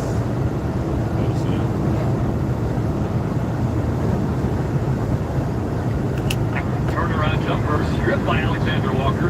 It's Johnson the other way for Brent to lift. He was born in right to the rim line. Hart missed the layup, but tipped it by Kuminga. And the Hawks are back within 9 after trailing by 14. It continues to be the same story in this matchup. You have to put this Atlanta Hawks team away, and with a whole quarter and 3:30 to go in this one, and their ability to shoot threes, mind you, they've knocked down 8 so far in this ballgame. It's not said and done yet anywhere near.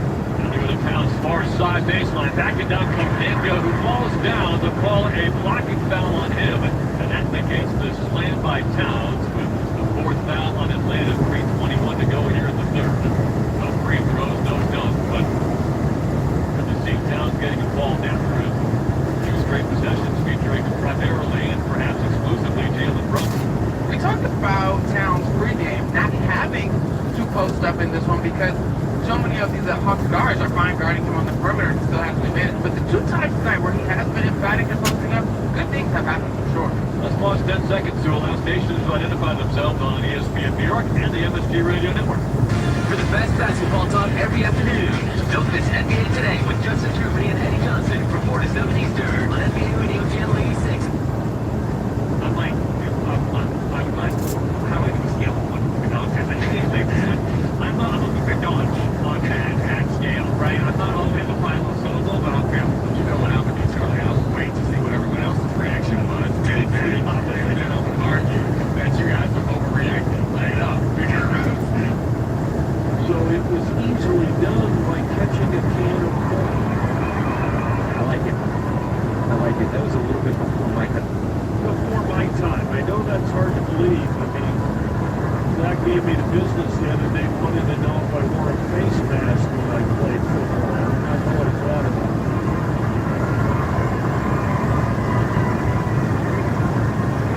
1-2 pitch. How many bars did you have on your face mask? I had the full bar. Yeah, it was, nobody wore shields back then. So I'm doing okay for a Monday.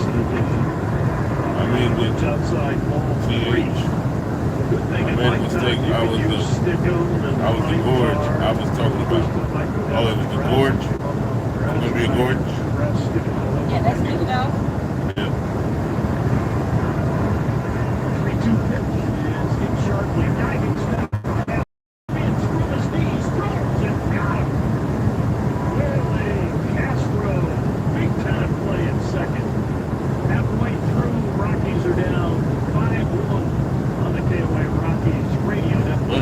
Today was Friday. Mad Dog Sports Radio brings you the best NFL talk.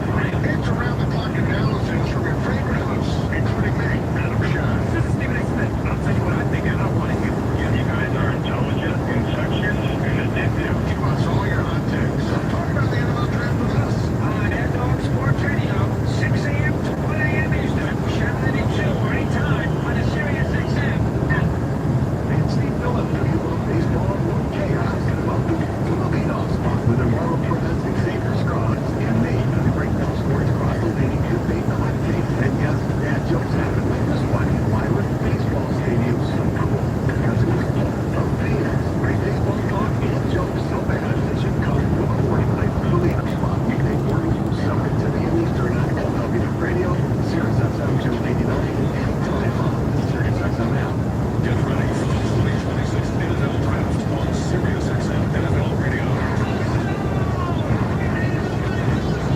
Catch interviews with the top prospects as they begin their journey to the NFL. Whatever team draws and races plus number one paper letters, your pick by pick coverage. So you know where we're going to park?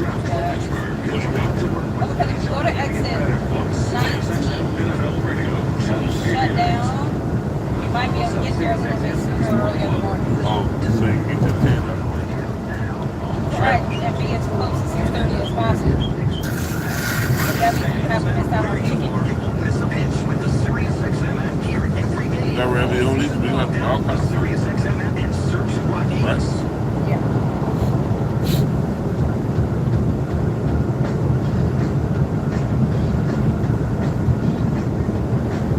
Because we would have to go, it would take us 10 minutes, about 15 minutes past where we have to go. As opposed to us just getting up early in the morning.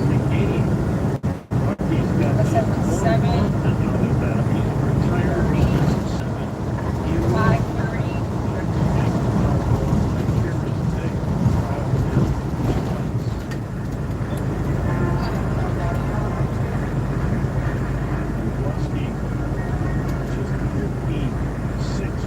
Just trying to get there on time.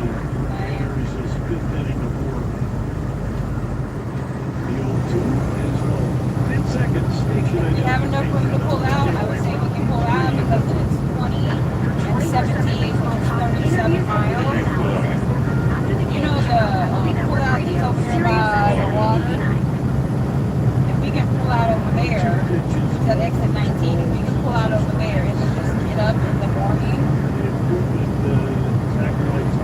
we wouldn't even 10, and that would give us the ability to be able to at least we might be like 5 minutes late. If we go past there, by the time we get park tonight, it's going to be 8:30. We're going to be almost a half hour. Second as Paul fires it back in. Rockies third, 2 bases into the 9 as they try to start a comeback. This is great stuff because the lefty was trying to mess with the timing of Carroll.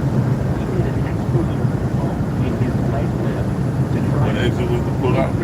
19, I think. So that's like 43 miles. So that puts us parked at about 8. So the earliest that we would be able to leave would be 6. We'll start our clock. We'll just start it and I'll be on duty for like 6 minutes. And then we'll go to 37 minutes. We'll only be like 10 to 7.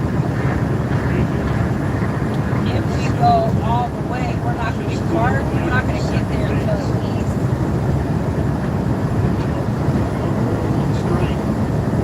Let's see, we got to go all the way down. That's 22. Counted us getting our hour back. Counted our hour getting back. I did. The problem is the reason why we're a half hour behind schedule is because we spent 40 minutes at the pilot. But when I tell you I was ahead of schedule and we were doing really good until we had to stop there, and I guess technically we probably could have waited, but you know when they give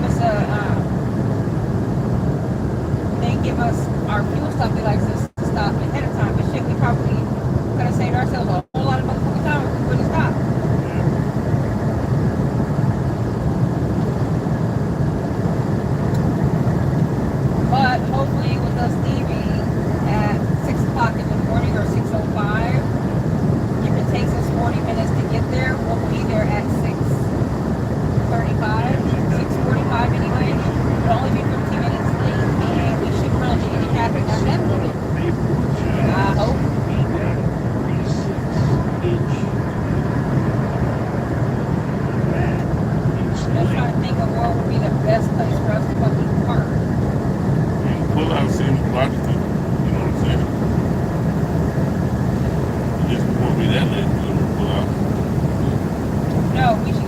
about 40 minutes.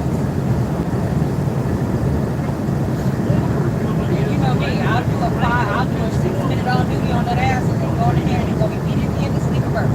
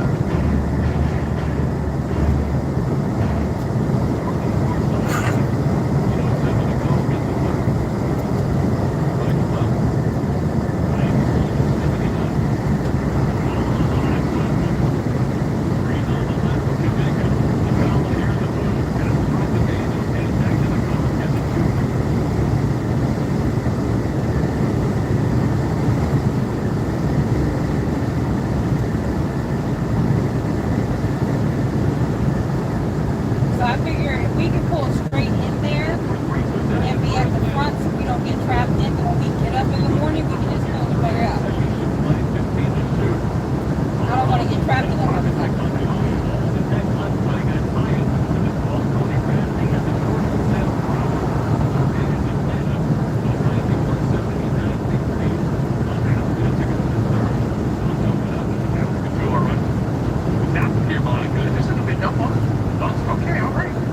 Let's get into it, Jose Alvarado. No, She turned up today. All right.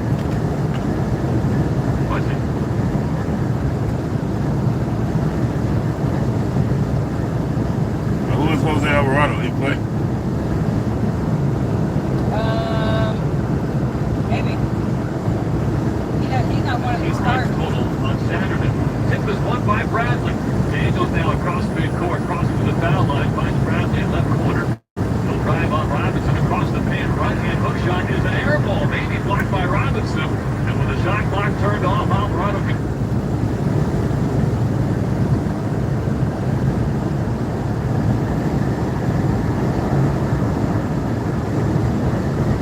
Damn it. They said Jose Alvarado. Tip finds Kenobi, he moves to the column. He's across midcourt with one. The he walk inside, but couldn't bank it in. The send does to the fourth quarter with the Knicks having seen a 14-point Not lead. very many Latinos play NBA.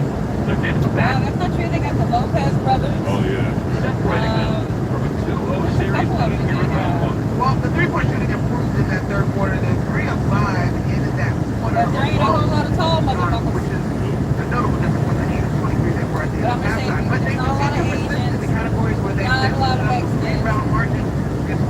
But there is quite a few Europeans, like from Slovakia, from Russia, from Atlanta struggled from the three-point line in the third quarter. Those be the countries that some NBA players be going out to All of the play for. chippiness of the injury, maybe the back and forth, but it's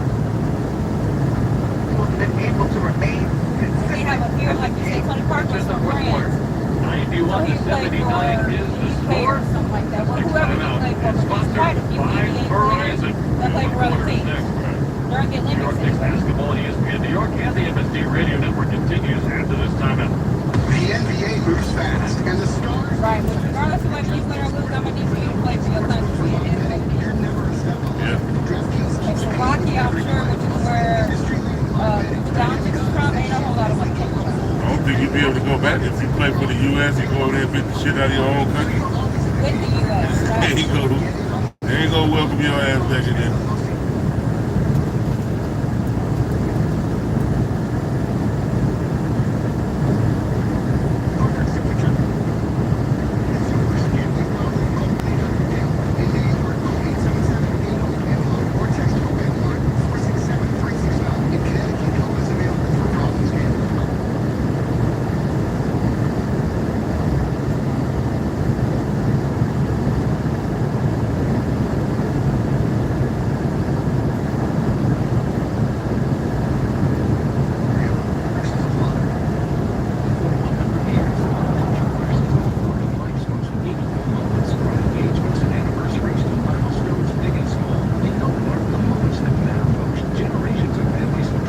right, Morgan, I gotta make the time for your shenanigans.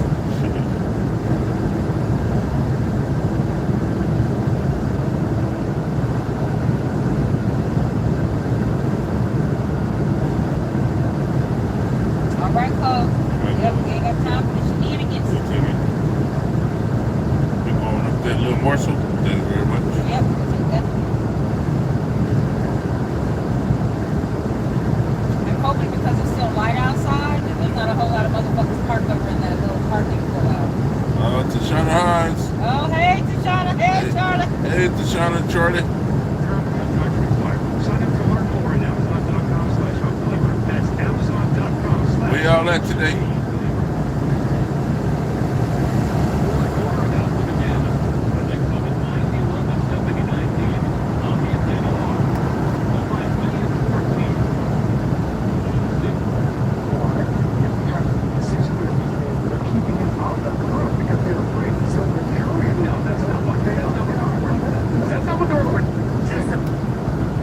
He's nervous.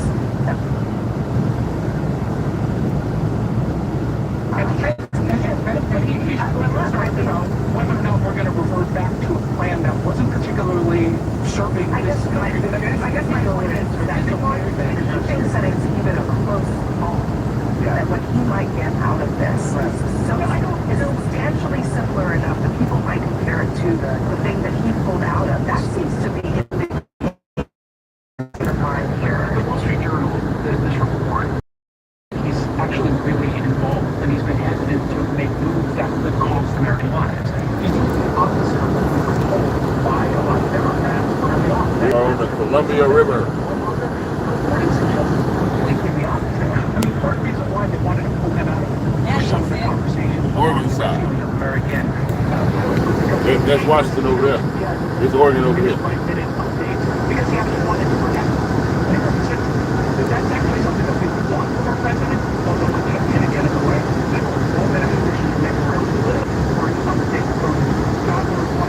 That's the reality for this will be over. We had no idea, except from the beginning, no idea that he was going to have to put back to the struggle. And this fight, this gutter fight, this knife fight, he had no idea. And then, because it is him, and the wheel, I don't know if y'all can see that train way over there. Over here, Daddy. Oh, okay. Oh, here's one right here. Yeah, but it looks like it's moving. The train broke down. and there'll be an end. Train broke down.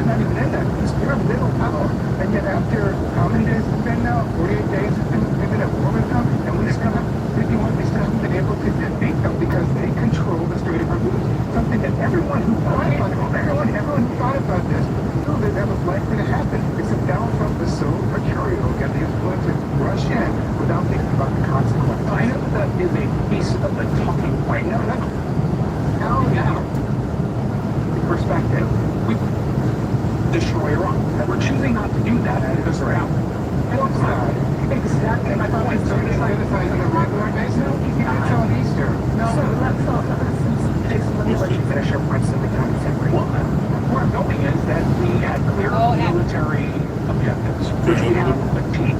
We have a greater vulnerability that's not just for the United States but for the world, that the Strait of Hormuz has been under the control of Iran. That is not in the best interest of anyone. This right now is making that point. The Strait of Hormuz is supposed to be open for every single country to travel through. And if we're able to, if we're not able to be objective, the Strait of Hormuz was open. But so it's not, so... Yeah, but if it was, would that not be a win for the goal? Yeah, of course. Yes, it would be. But that would also, just to be clear, that would be the status quo prior to the war. No, prior to the war, Iran had control of the Strait of Hormuz. It was a different kind of... So before the war, Iran had The status control quo of it? prior to the war was that there was free travel through the Strait of Hormuz. But maybe to your point, Iran could have utilized, perhaps, control over the Strait. But that's always the threat. Yeah, but they... Prior to the war, it was free for anybody to come through there for all countries. Then Trump started the war, and Iran ended up locking it down. Now, they weren't necessarily, we were saying they were in control of it because they have people on Park Island. Justified. They don't have airports anymore. They don't have... Exactly where I was going to go. I mean, but they're right here. But the Strait of...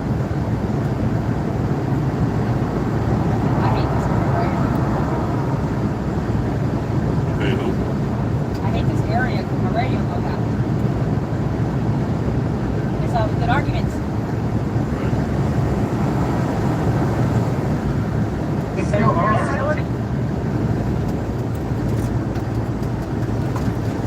That has been greatly attended. All right, to be continued. Next for us, Donald Trump's Energy Secretary makes a sobering prediction about gas prices, to which the president hits back. Plus, is there an October surprise looming in the form of another Supreme Court vacancy? Some Republicans sure hope so. We'll discuss next.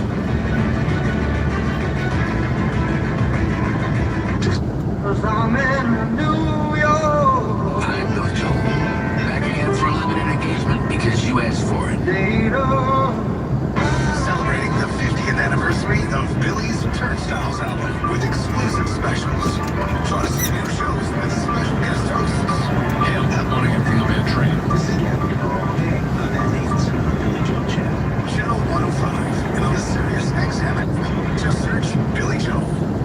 Truck drivers, maximize your miles and earn top pay as a team driver at Schneider. Schneider just raised its pay for team drivers and has the freight to keep you moving. More business with small package parcel shippers creates new opportunities with DC-to-DC drop-and-off freight. The advantages don't stop there. Schneider's teams also enjoy the newest trucks with factory-installed power inverters and outlets, refrigerators, and memory foam mattresses. Join now and sign-on bonuses of up to $16,000 per team may be available. Find your team driving job at SchneiderJobs.com. Running a business is hard enough, so why make it harder than a dozen different apps that don't talk to each other? Introducing Odoo, the only business software you'll ever need. It's an all-in-one, fully integrated platform that makes your work easier. From CRM, accounting, inventory, e-commerce, and more. And the best part, Odoo replaces multiple expensive platforms for a fraction of the cost. That's why over thousands of businesses have made the switch. So why not you? Try Odoo for free at odoo.com. That's ODOO.com. Stevenson, evaluated by the Food and Drug Administration. This product is not intended to diagnose, treat, cure, or prevent any disease. Do you have a history of those dreadful calcium oxalate stones? Well, Kidney Cop is here to help. Showing laboratory testing to reduce the rate of calcium oxalate crystal growth by 99%. Yes, 99%. Don't wait. Start taking Kidney Cop Calcium Oxalate Protector today. That's Kidney Cop, C-O-P. Kidney Cop. Order today at Amazon.com, Walmart.com, or KidneyCop.com. That's Amazon, Walmart, or KidneyCop.com. Did you know your life insurance is an asset you can sell? I'm Jay Jackson, CEO of Abacus Life. For almost 20 years, Abacus has been purchasing life insurance policies for seniors just like you. And at AbacusPace.com, we've created a free policy value calculator so you can find out the worth of your policy in just seconds. There are no fees and no obligations. Get real value from your life insurance when you need it with Abacus. Learn more at AbacusPace.com. It used to be that stuffing tissues up your nose was really the only way to stay stop your messy, frustrating nosebleeds. Nampons are the doctor-recommended better option that over 3 million people have already discovered. So what's a nampon? Nampons fit inside your nose perfectly, expand for gentle pressure, and even have a clotting agent clinically proven to stop the bleeding fast. And now nampons are available at Walmart. So ditch the tissue and be prepared for your next nosebleed. Pull into Walmart right now and get nampons in the first aid aisle. Here's the deal. The government is over $38 trillion in debt, which means the IRS isn't slowing down. And the tax code is complex and unforgiving. So it's not surprising if you're one of the millions of Americans that owe back taxes to the IRS. Unfortunately, they're the world's most powerful collection agency, with the ability to garnish your wages, seize your bank accounts, and even take your home or business. But don't be stressed or worried any longer. We're Optima Tax Relief, America's most trusted tax resolution firm. We have resolved over $3 billion in tax debt for our clients. Our award-winning professionals deal with the IRS every single day, protecting our clients and preparing them for the best possible resolution or tax help you need for tax help you can trust. Give Optima a call today. Call 800-613-8836. 800-613-8836. 800-613-8836. Optima Tax Relief. Some restrictions apply. For complete details, please visit OptimaTaxRelief.com. This is Dr. Dino Prado, founder of Avita Medical Centers. Every day, patients lose their lives, not just to cancer, but to the delays in the system. The latest treatments often take decades to reach the people who need them the most. Whistle and foul on Dyson Daniels, fighting through that. Or is it Kaminga? Yes. Now I think Kaminga gets called for the foul. That is his fourth. And a much better game tonight than what we saw in the opener. 14-27 minutes. That's just each in game one. You can hear the moves, and if you're tuned in, who just came in for Atlanta, it's surprising. Giving me number one in NBA history. As Iran drives up oil prices, that's $1 more than before the conflict began. So when can people actually see those premium prices again? Well, here's Trump's energy secretary with a warning. When do you think it's realistic for Americans to expect the gas will go back to? I don't know, that could happen later this year. Prices have likely peaked and they'll start going down. Certainly with the resolution of this conflict, you'll see prices go down. But President Trump is disputing all that. He told The Hill that his own energy secretary is, quote, wrong on that, totally wrong.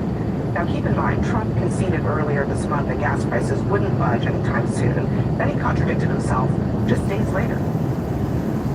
Do you believe the price of oil and gas will be lower before the midterm elections? I hope so. I mean, I think so. It could be. It could be the same or maybe a little bit higher, but it should be around the same. Do you think gas prices will be lower before the midterm elections? I think what's low? Midterm? What's low? Or as you were pointing out, there has been a ticking down. But it's been a slow ticking down of gas prices, and as we've been discussing, the Strait of Hormuz is still closed, so the reason for the inflation of prices is still there. And 51% of Americans say that this has been a hardship for them, a financial hardship. It is possible that we might not see lower gas prices before the midterms. And then what? Well, it's possible, but I actually am not nearly as pessimistic myself. I worked in the Bush administration, and I was among those appointees. A lot of people would expect over President's plan, Mr. Bush at the time, was not.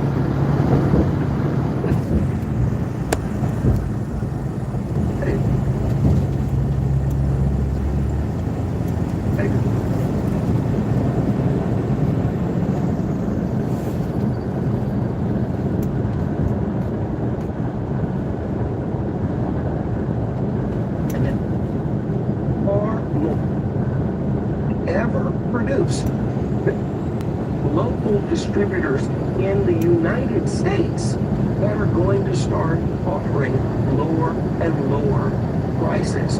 The West Texas Intermediate is actually the biggest pull on worldwide food prices. But if the Strait of Hormuz doesn't get resolved, it is not going to be a year-long process in the United States for that gap to get to $5 to get to $10 to get to $25 a barrel because we have more than we use. Lindy said.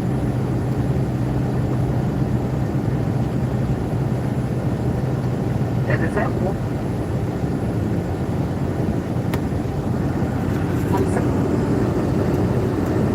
Directly into Trump's lap, as they should, but also we've got to think about this trickle-down effect. Delta Airlines said that they expect to pay $2 billion more for oil. What does that mean? One, for people who may fly a lot, obviously, but for people who work for the airline, people who are associated with the industry. So it is a concern. Obviously, anytime we are in the midst of a war, that is a concern in and of itself. But how long will this go on? What will this mean to the American people? Because this affordability issue is not a hoax.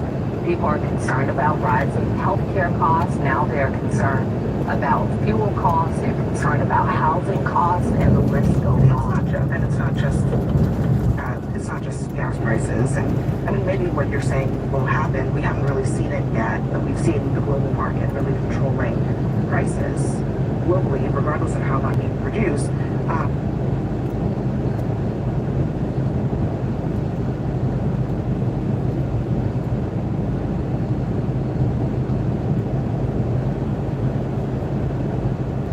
It's a political issue. I don't think it harms Republicans alone.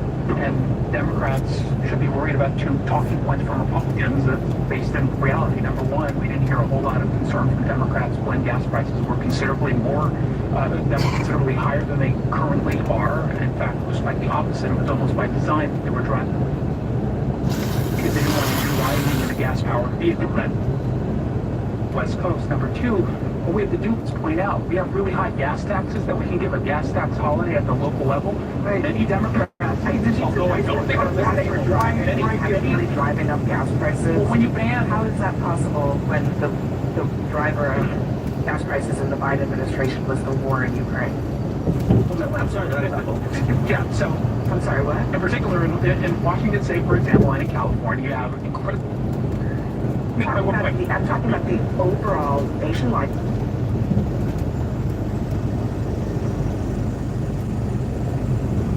And I should know that ended not so well. So that there's that.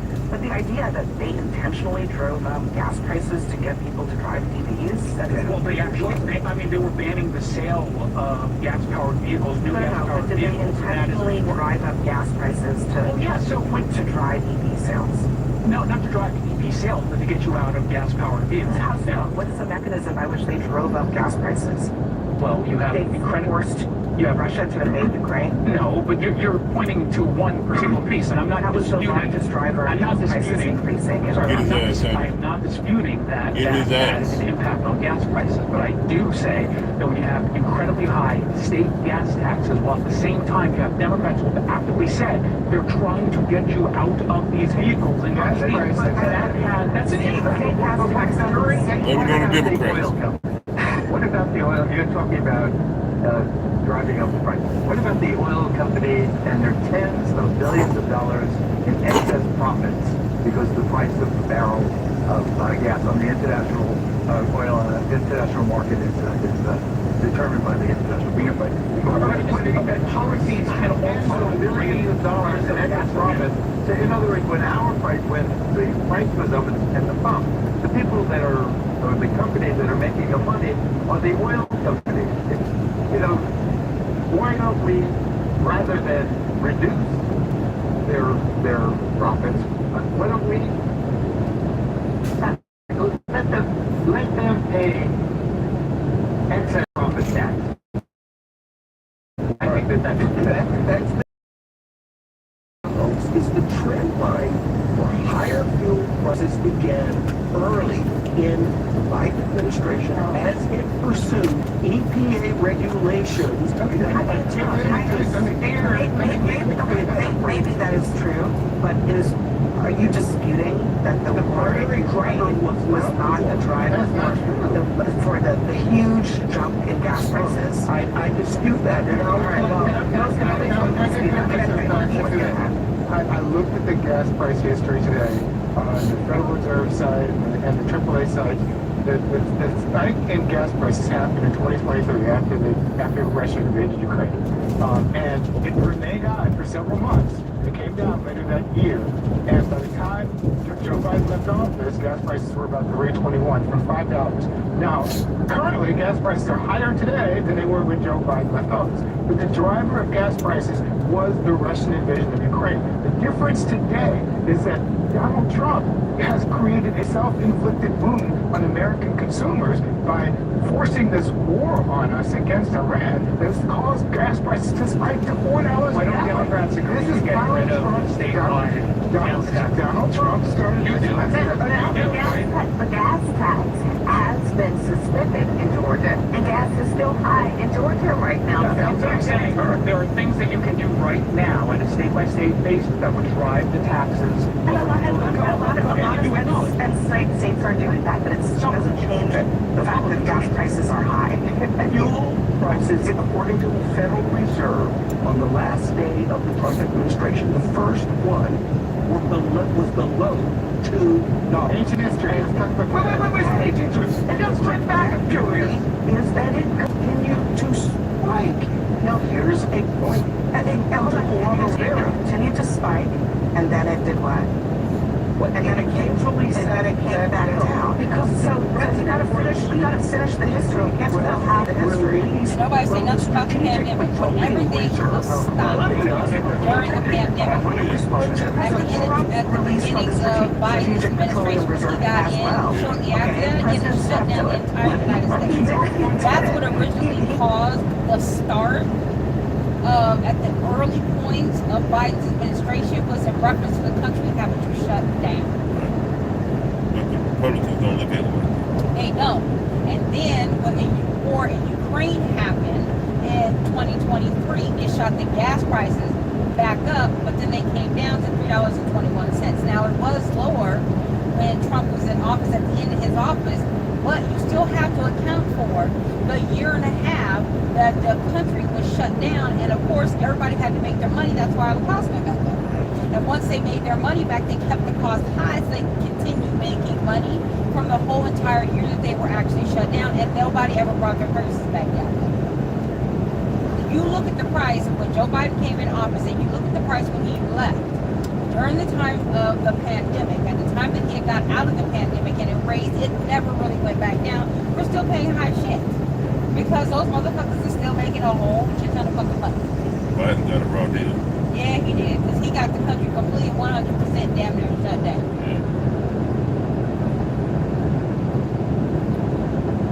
Like I say, God don't like that. What you put out in that atmosphere is gonna come right back to you. So if you keep treating people like that, you know what's gonna happen. I ain't saying death or anything like that, but it's a whole bunch of bad luck gonna be coming this way and keep on. Well, and that's the whole point, is that Iran has already said that they're going to, you know what I'm saying, they got sleeper cells that they're going to be activating. So now Trump has to keep an eye on those. Now, Trump yesterday seized and fired upon one of Iran's fucking ships. So then they turned around and shut the strait back down on the other side. Even though when it was open, there was still only a couple of trucks that were actually getting out any motherfucking way. There wasn't a whole bunch of trucks that was getting out. There was only a couple of trucks. Tankers.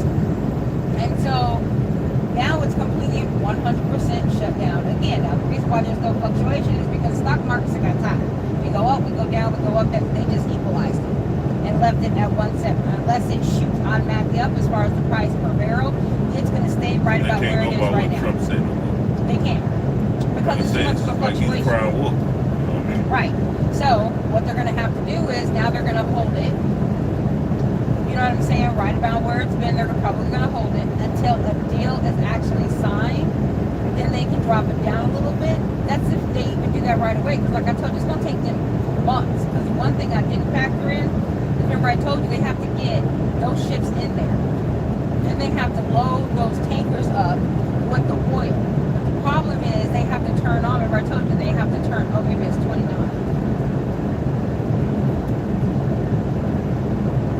Maybe that's where we're going. Dalton Point.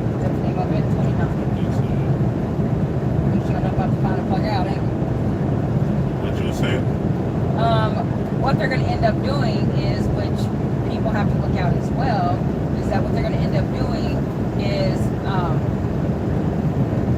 they have to factor in that we bombed Cargill.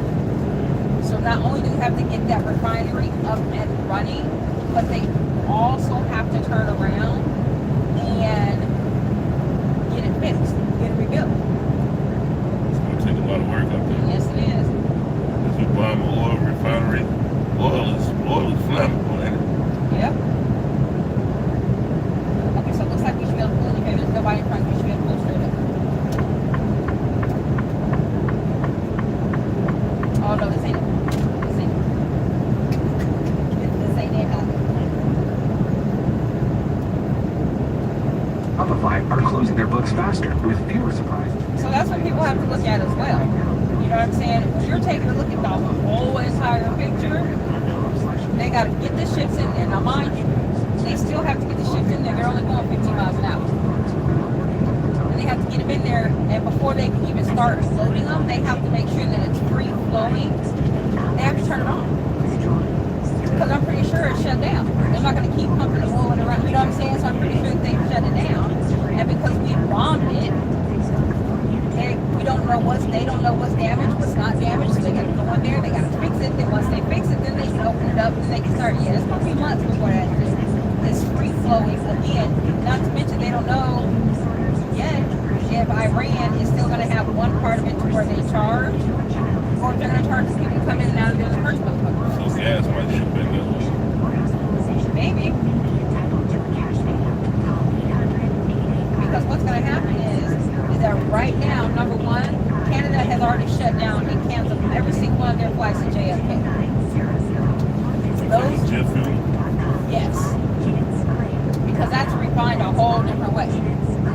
In Europe, they go down in about 3 to 4 weeks. How about we are about 4 to 6 weeks behind them? So if they don't get it open within the next, let's just say month, we're going to start to run thin on it too, because yes, we do have plenty of oil. We still have to be able to take the time to be able to refine it. And we import jet fuel. So that's a whole lot of shit motherfuckers don't even think about.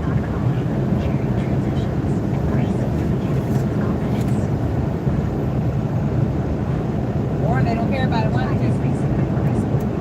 Popular war and a fractured MAGA base, and he's on the eve of a redistricting battle that may cost Republicans up to 4 seats in Congress. And Donald Trump is making his final pitch tonight to Virginia voters. What's going to happen if we lose these elections, the House, in this case the House, it's going to be a disaster. If they do this, they're guaranteed to pick up a lot of seats. And everybody knows it's unjust, including them. So whenever he don't agree with something, he says it's completely illegal. Well, because this is the thing. What they fail to realize is that Texas and the Republicans started this whole shit. This redistricting fight, with the Jerry. correct. This because this has been the difference is that the Republicans that they are now in favor of redistricting. Texas went on ahead and flipped it themselves just by voting on it in the Republican Texas House and then the Republican Texas Congress. They voted on it. They didn't even ask their people. California, they asked their people and they voted yes. Virginia also has the ability to be able to vote. They set it up for Virginia to be able to vote. And if they say yes, then they'll be able to redistrict it, and then they're going to lose seats. But again, they're going to the people and asking them. They didn't just say, fuck it, we're a Republican state, we need 5 extra seats because Trump said so we're just going to go ahead and do it. They never held a vote in Texas to ask the people if that's something that they wanted to do. Not realizing that it very well could backfire, and how about it starting to backfire? I think that's why people hate politicians, so due respect, I do. But if you change the rules in mid-game, what kind of business is that? And Texas, I blame them for starting it, due respect. But it's spread, and then they got counted with California. And now Virginia is up, and the districts look, so contrived. They look so unfair. They look like if there's 3 Puerto Rican people over here and 2 black people over here, they fill the district, they circle their house, and you're supposed to have faith in the electoral system when it's so clearly rigged. It's really it doesn't even I mean, the blind man can see that. But this is the whole point, though. That's why they're saying is that in Virginia, what they're doing is they're circling a certain area that has primarily minority people, and then putting a district right there. That is typically how it is supposed to be. One of the things that makes this moment so different is because, to Keisha's point, Republicans decided they wanted to do it not every decade. They wanted to do it mid-decade. And that's what's made this a different kind of gerrymandering fight. Exactly right. The reason I was asking your question is because I agree with you. I don't think that we should be gerrymandering districts. I don't like the weird shapes to districts. I don't like the idea of doing this in the middle of a decade instead of when we have a census. But the reason why Democrats are doing this now is because Donald Trump sent a message to every Republican governor out there that he needs them to go and win the midterm elections for them. And so Democrats had no choice but to fight back. I don't even speak for the Democratic Party, but Democrats Democrats can't give into that type of threat with this unilateral disarmament. If one side is taking advantage of changing the rules in the game, you can't just stay back and say, okay, well, I'm going to play by the rules. Democrats have done that far too long. It's time to fight fire with fire. Jason, should Republicans regret starting this mid-decade redistricting? It depends on what the map looks like when this is all said and done across the country. You're taking because I'm telling you, if it works for them, and yes, if it doesn't. No, if we get to a point where we basically moved a bunch of stuff around, but the numbers are still the numbers overall, then it didn't cost them anything but potentially good people in certain states. And also may have cost them a precedent, which now is set that any party in power can. But they do that now anyway. This idea that redistricting as a general fight was only started now. He started the current issue, yes, but redistricting has happened all the time, and it's been weaponized by Democrats as much as it has been by Republicans. And then I will put a red state map up against a blue state map. In Illinois, I just said that this current battle was started by the Republicans. Redistricting as a whole was not started by Republicans. It didn't just start in the last year. Wasn't it another one? That's the only one?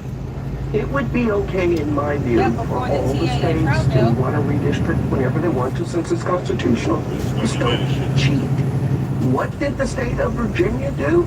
They had a bill that they introduced 2 years ago, and they treated it as pending until after a gubernatorial we always have the option so that they could bring it forward. That is cheating, and that is why the Virginia... How's that cheating if it is permissible in their legislature? How is that cheating? And then also the secular court is going to say no, it's going to enable they have their potential. I will say, look, one thing that's interesting to me is that Virginia and California are heading to the voters, so the voters are ultimately going to decide. The same cannot be said of Texas, it can't be said of Indiana where Trump tried and failed, it can't be said of Missouri, it can't be said of all these other states. So you're seeing 2 different approaches. The one just and I think that was also the only other option is for us to try to choose maybe. That's still backtrack a little bit. Out if they were acting illegally. I actually don't. I have no idea. I'm not an expert in Virginia law, but we will find out, and maybe we'll discuss it again if you turn out to be right. Next for us, what Joe Rogan wants. Joe Rogan gets the president of the podcaster and psychedelic drug research. We'll discuss why not all of MAGA is happy about this idea. Yeah, this is going to be It seems like just yesterday when I captured my son's first steps or when we recorded his soccer games on VHS tapes. The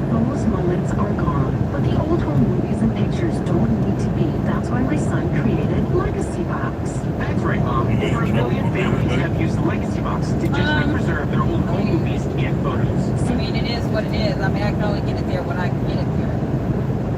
You know what I'm saying? I mean, it might be a little bit quicker for us to just actually pull off and exit 282, which is the rest area, so we can get in and get out quickly. Because you can't park at the site. No.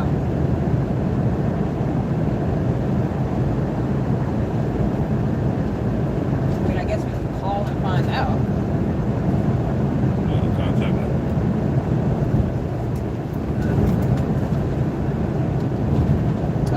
Check my book. Right there, my book.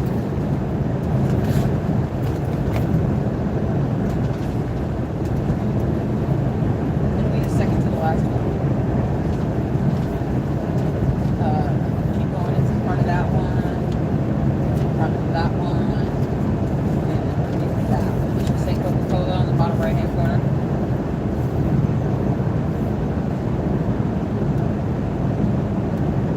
Wilsonville, Oregon. Yeah, that's the number right there.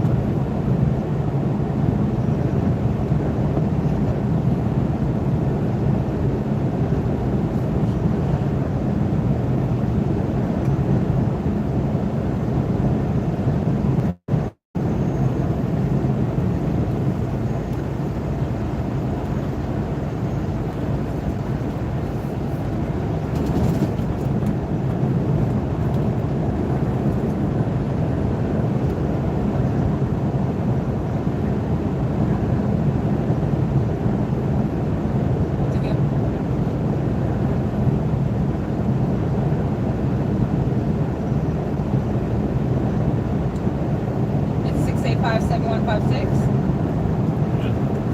Can't go through.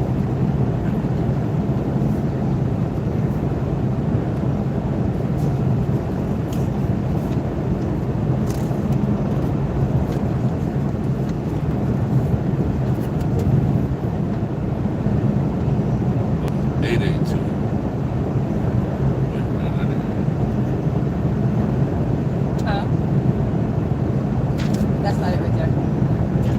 It'll be in the bottom right. She said Wilsonville.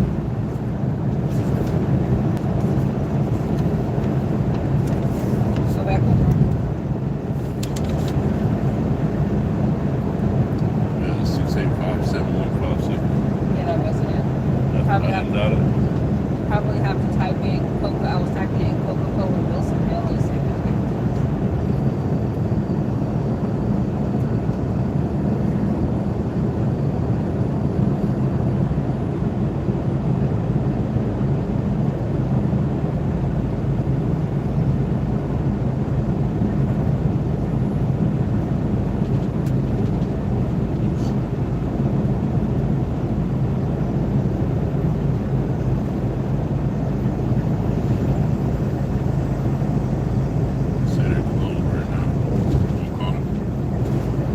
Is it?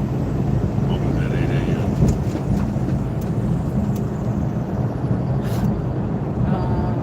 Still this place we went to before, they told us to get there earlier and it was closed. We'll be calling just in case. Yeah. And they got to be able to transport the shipping and receiving, hopefully.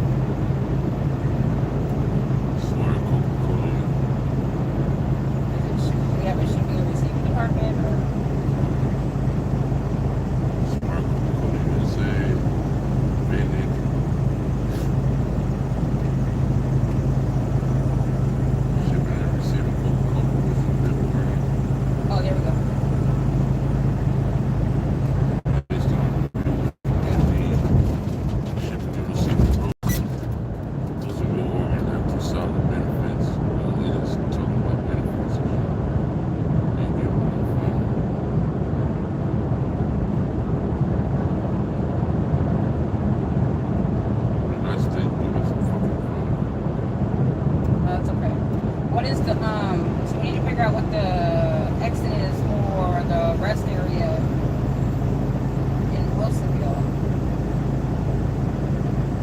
But I think it's past exit 283.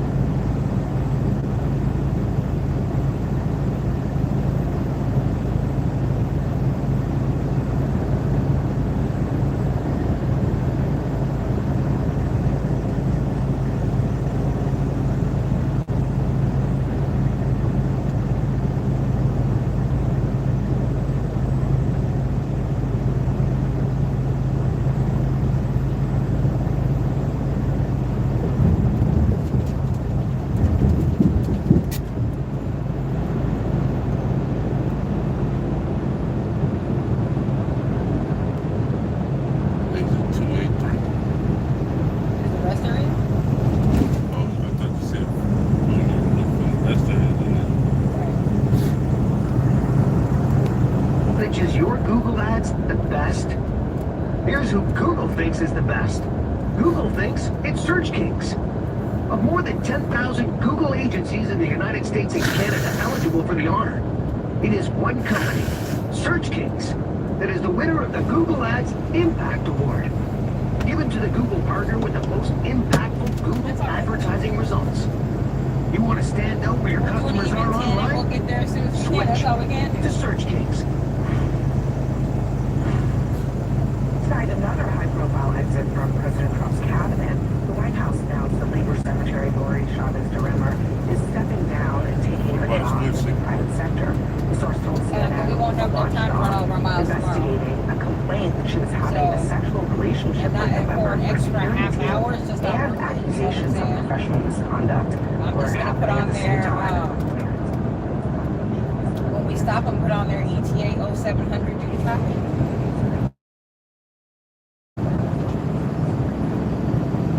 That's all I can do.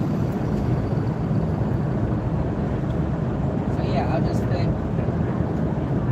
but we'll have plenty of time after that to where we can do our other two in a couple days. If they want to reschedule for a half hour, that shit's on them. I mean, we'll get it there, but as close to just between 6:30 and 7 that we can. You know what I'm saying? It really just depends on, like, if I can get off and go into on-duty truck stop, I can go up to 18 miles an hour without it kicking out. And that can be part of our on-duty.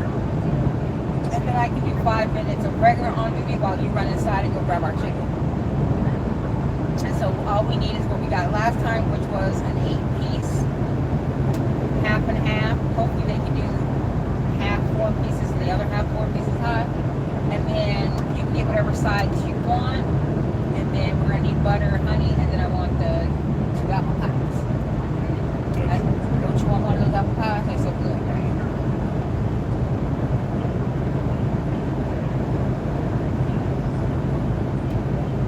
You have one in the fridge, no? Oh, I do have that peach cobbler thingy in there, huh? I was just asking. I'm still getting you apple pie. I was just asking. And then just give me 1 apple pie. Are you gonna eat one of the apple pies? No? Yeah, you can have both of them. Well, no, I still got the peach thing. It's not fresh. Oh, no, no. Then just give, that's what I'm saying, just give me 1. Sure. And then I can always just lightly eat this one tomorrow.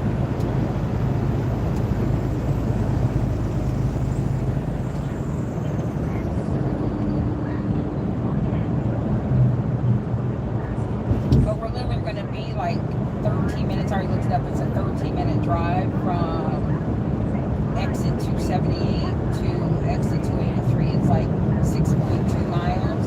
It might be less than 13 minutes. I just have to, because it's literally 5 miles away, you know? Because I'll fuck around and do like I'm going in there. I'll go into on duty for 5 minutes and do on duty truck stop and get my ass to the light. Then that'll be a total of like 8 minutes, and then you don't get your ass on the road. Or I'll wait until we have our 5 minutes of on duty and then just slowly drive up there, you know what I'm saying? Oh, your camera don't show all the pretty colors. I know, it just looks great. That's stupid.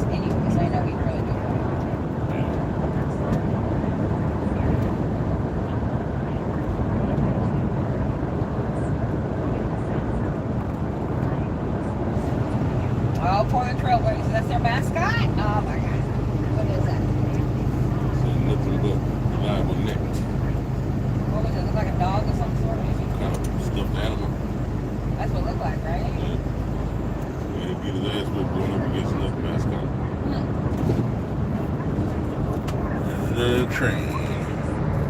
Oh, that's just a metro rail, Oh, right? yeah, it's the Metro Rail view.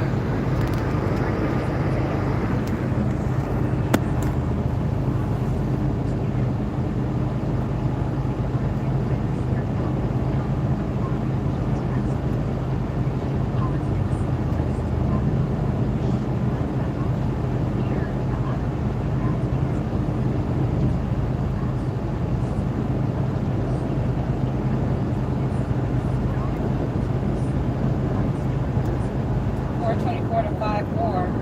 Motor Center exit closure. Oh, that sucks for y'all. How much traffic? The city got a gang, no? Because games already started.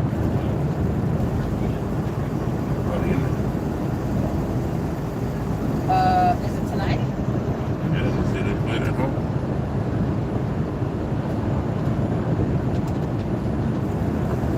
You know what time?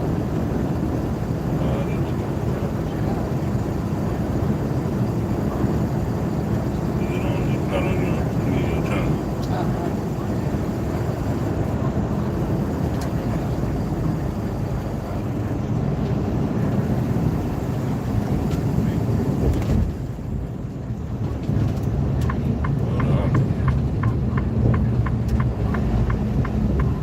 It's too far away for us to see the traffic. Can you look over there? Can you see the parking lot from here?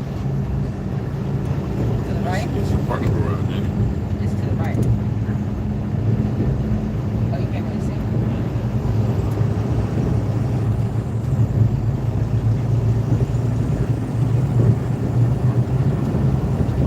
Is that both of them?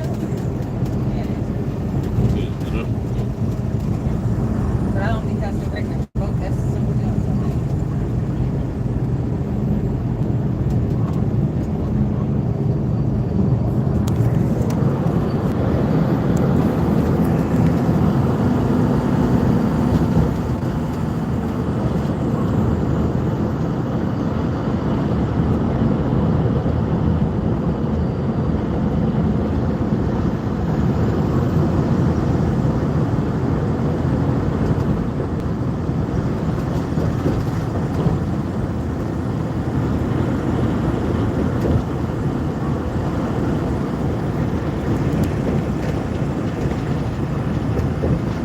Beautiful Portland, Oregon.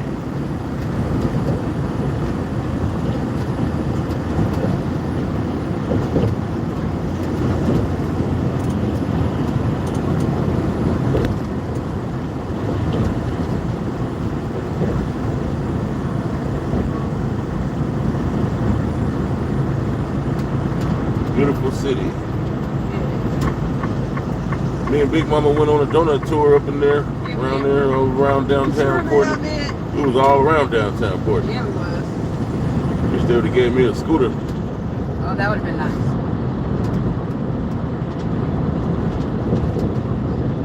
A lot of historical buildings up in there.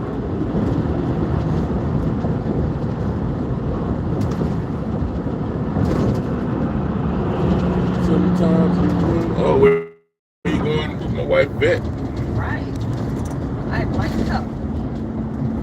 Oh, that says Miss Betts. There you go. Miss who? Miss Betts. Like she Betts.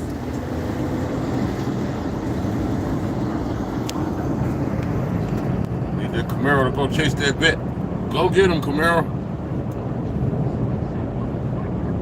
No, Bet. Like she bets at the sportsbook. Oh, Miss Bet.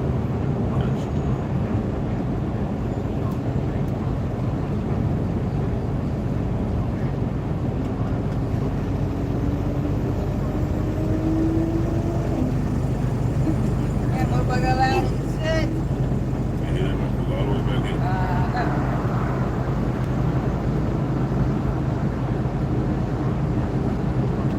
Well, at least there's no traffic.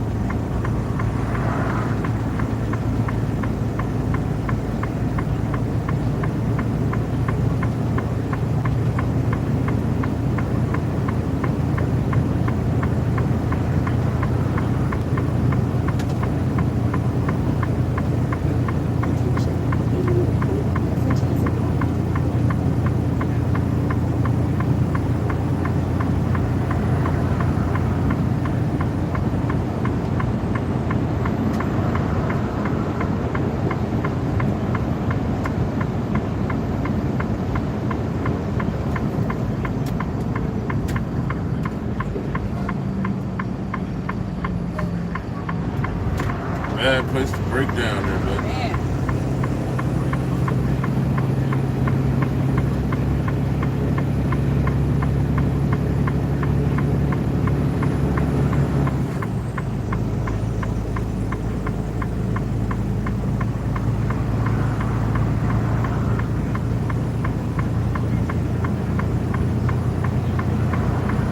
Yeah, but I'm just gonna put 0700. I'm not even gonna stress about it. Nothing else you can do, right? Nope. My appointment was at 12. Why you would set the fucking appointment for 12 o'clock is beyond me. I don't know.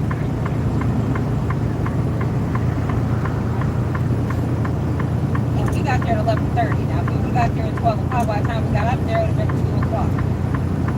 And it's a 7-hour drive.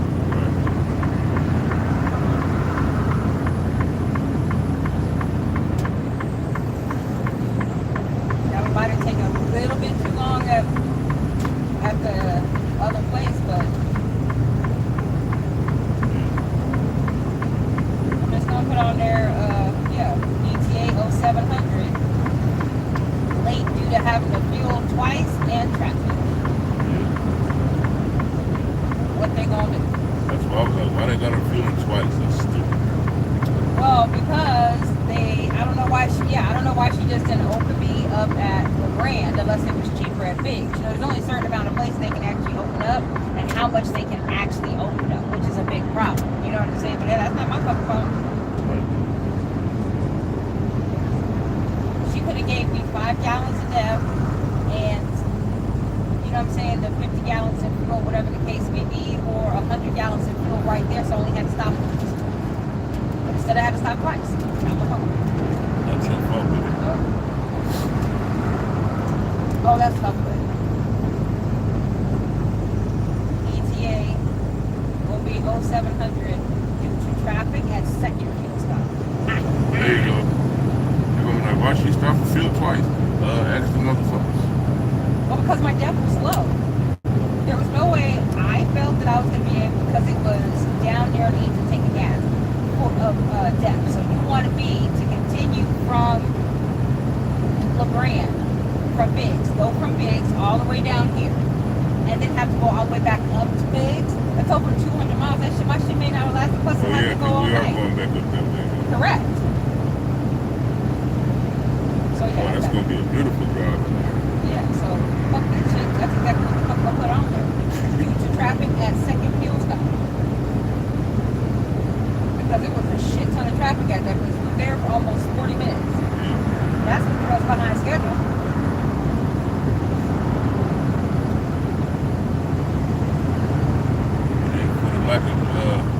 Ain't for the lack of driving. I'll tell you that. Or trying. So. There you go, GMC. That's how you merge. Right. From now on, that's how you merge. So,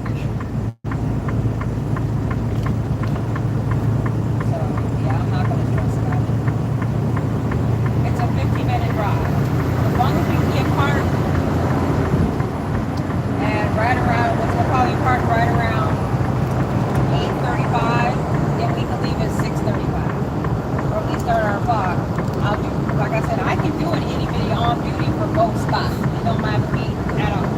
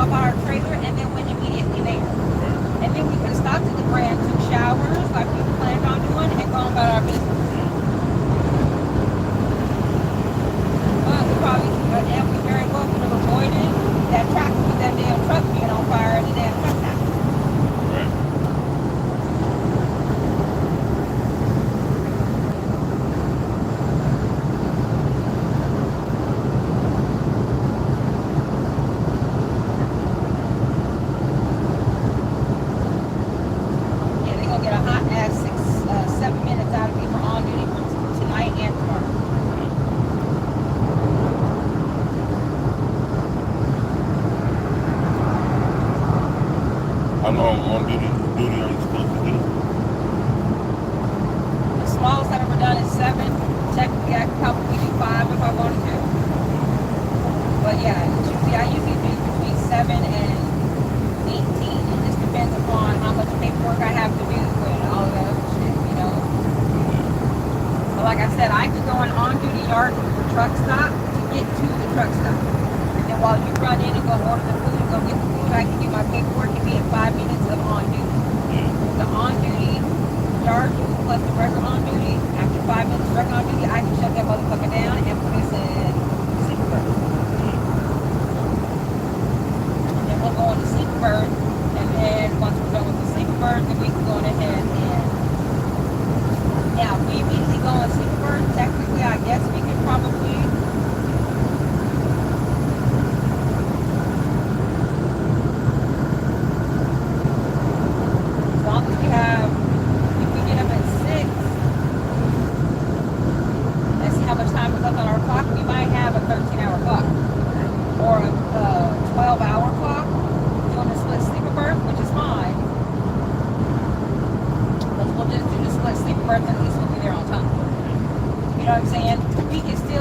quite a bit of miles out the way, even if we drop the load in Cubit early Wednesday morning, we'll still have the whole damn day to run. So that's what I'll do. I'll just immediately go on to sleeper bird and see if we can do a split sleeper bird. We'll get up at 6. If the split sleeper bird says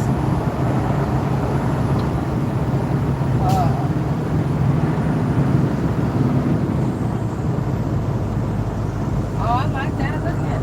Oh, we're talking about one of them is slightly this way, and the other one is slightly up and down left. You see that? Oh, yeah. It's off a little bit. Or maybe that's nice. But if you get up, so I'll set the alarm clock for 5:45. Is what I'll do. We'll look at the time, and we should be able to get up and get ready in a half hour and immediately go into on duty. We might be able to get there before 7.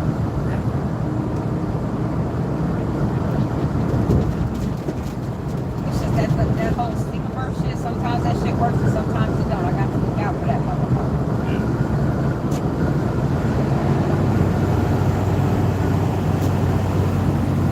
We might be able to get lucky and do a 2-hour split sleeper bird. Maybe we'll be sitting there for 2 hours while we're getting unloaded. If we're not, then we're in and out of it, and we're just in and out of there. You know what I'm saying? But we'll work the clock as much as we can. So yeah, I'll set the alarm clock for 5:45.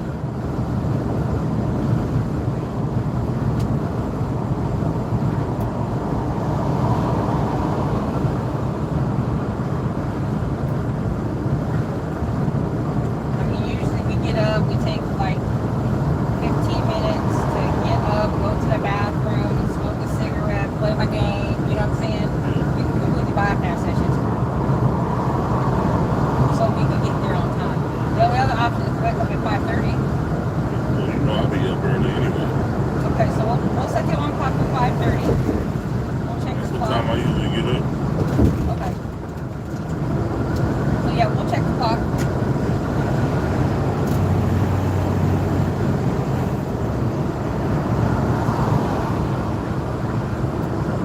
That motherfucker does set to where it shows we have 12 or 13 hours on our 14-hour clock and on our drive clock. Oh, they get fucked up.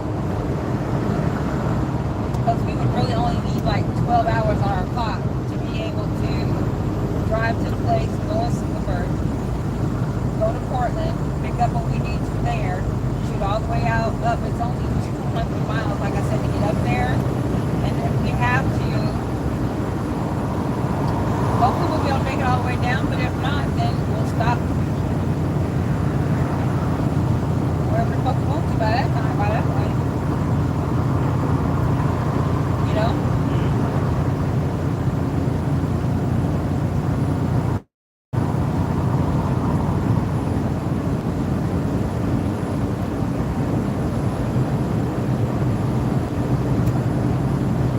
I mean, at that point, we can probably stop at that little pull-out spot if we wanted to. Tomorrow, if we're running short on time, but most of our days run like 12-hour days. So if we can start our day at 6, By getting up at 5:30, start our on duty by 6, we can get there on time, and it really gives us 12 hours. That's perfect because we'll only work a 12-hour clock. That means we start our day at 6 and we end our day at 6. And we shouldn't have to fuel up tomorrow. We should just be able to go all the way up, go up to Grandview, go over to Pasco, and then come back down from Pasco and shoot all the way back.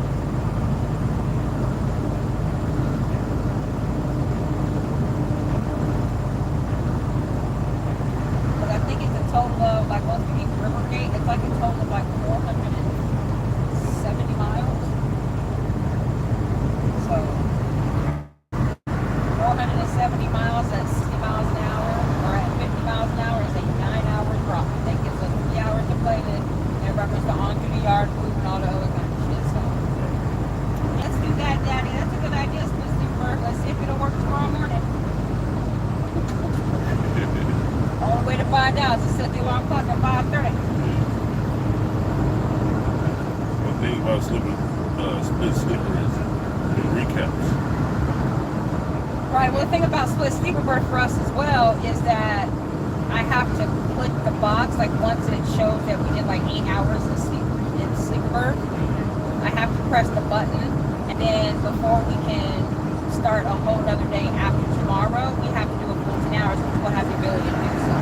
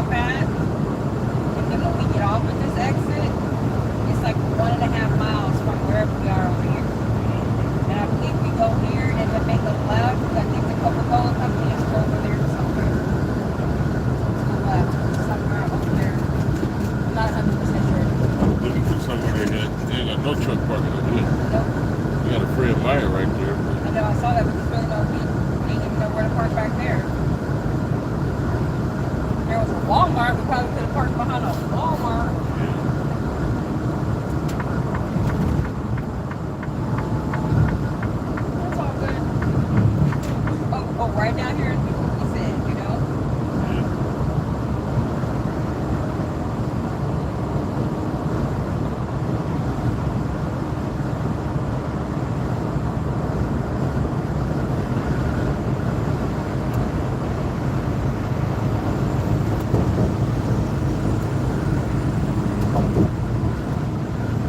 That's what I was saying. We got off at the restaurant, which is 2 miles up here. It's 281 for the restaurant. Now it's a quick pull in and a quick pull out. We still have to go down to 278 to turn around. Regardless. Because it's heading south. There's no way for us to get back on the other side. So.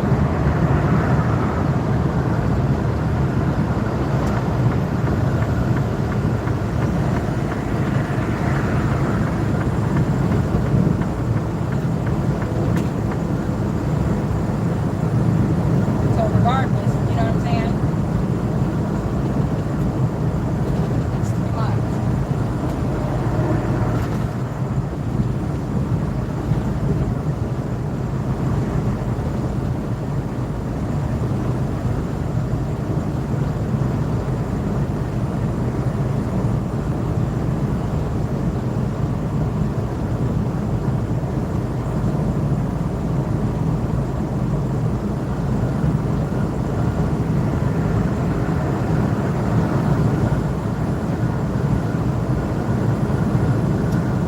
The other option is for us to get off, come back, and park over here. Because then it's literally like 5 miles away.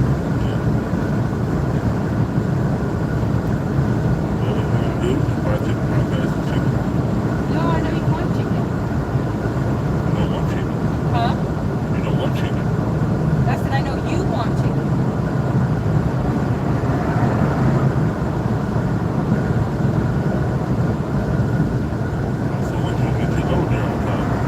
I do too, Daddy. So, I mean,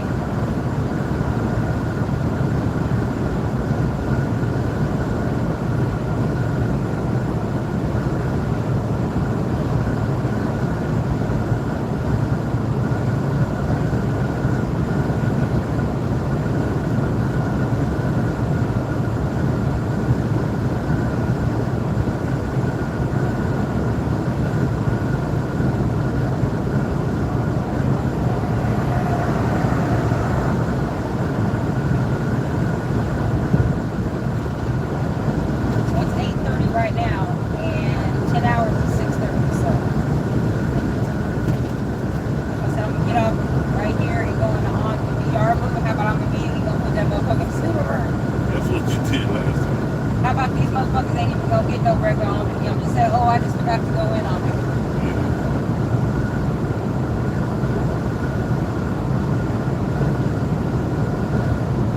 What you gonna do? Fire me? Write me up? Which has never happened. Right, and like I said, I mean, even if I get pulled in by the police and say, well, how come you just went on your VR here? Oh, because I was at the truck stop, I parked and just completely forgot to go on it. Alright, so you have your shoes and your supplicants.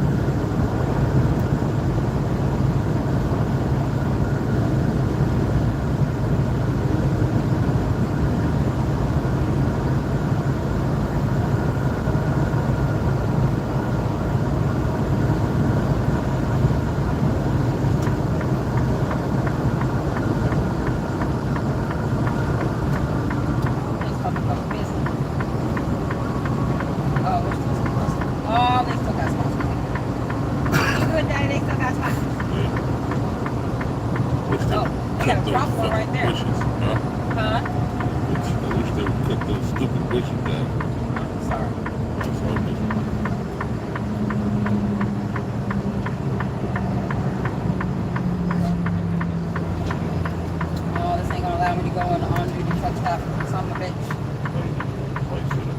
Because I got a truck behind me, and if there's no traffic, I gotta keep on going. I don't want to waste no extra time, you know?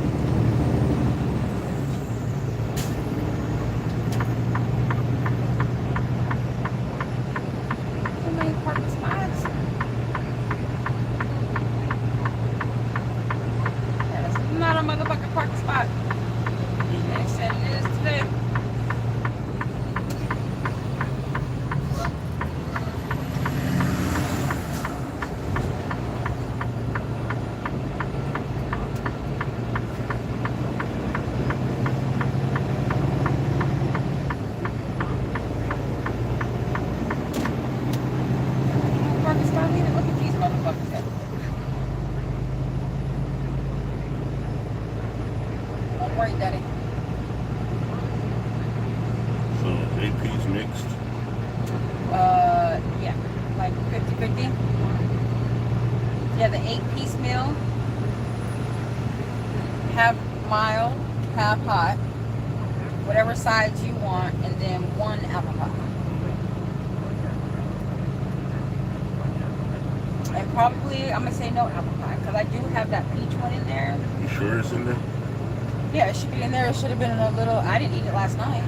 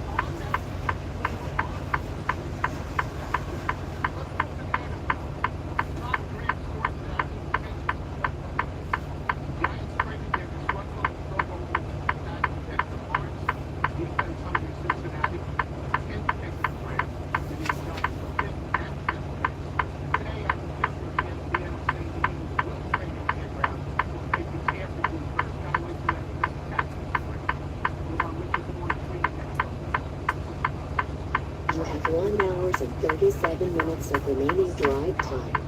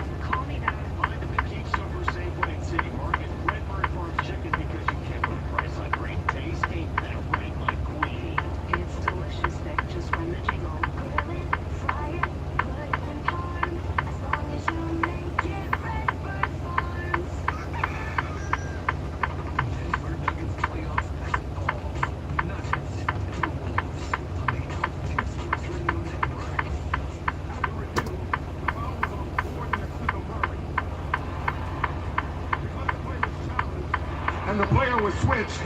The challenge is still successful, but it will be Minnesota ball on the side with 24 and a 24-second shot clock.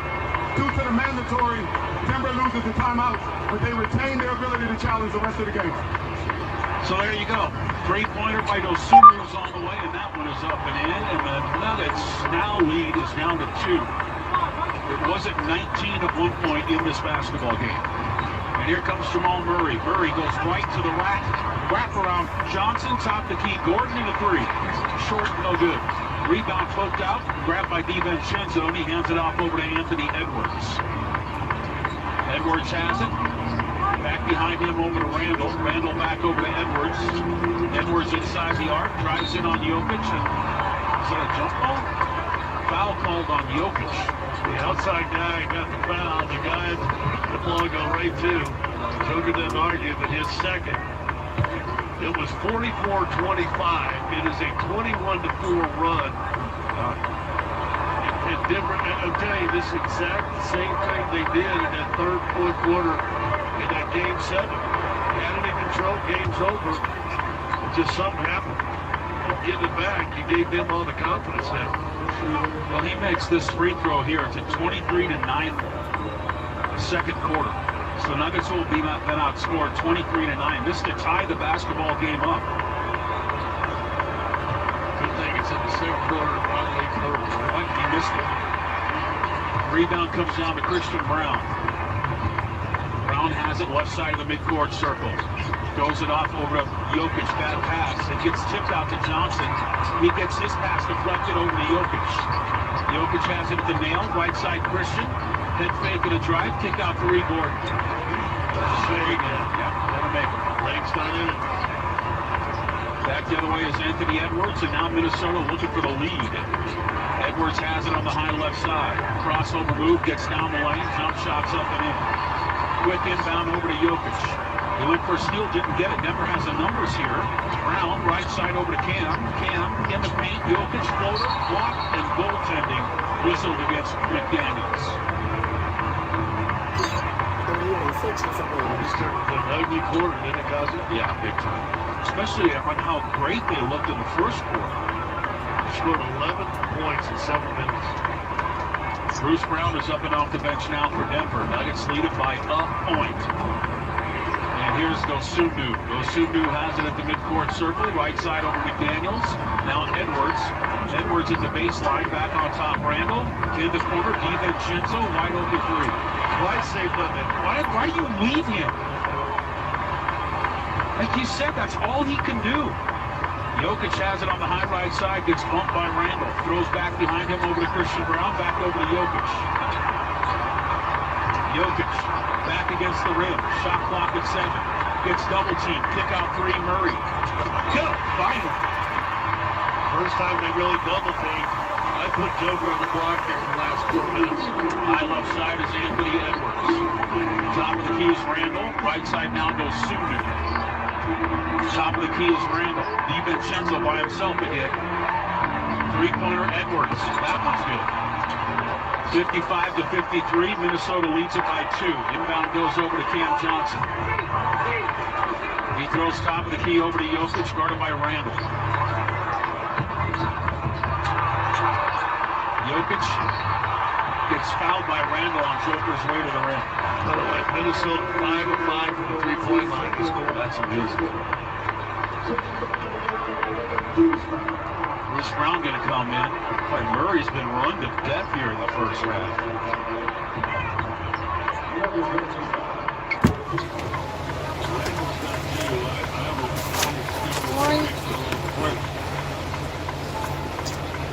I had got a free soda. I said, let me get some water. I filled it up with soda and then I wasted the whole thing on the floor. That's what you get.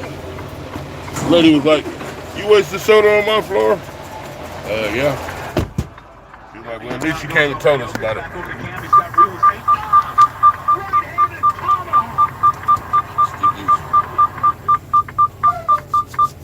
Okay, so I sent over to them a message. I said ETA 0700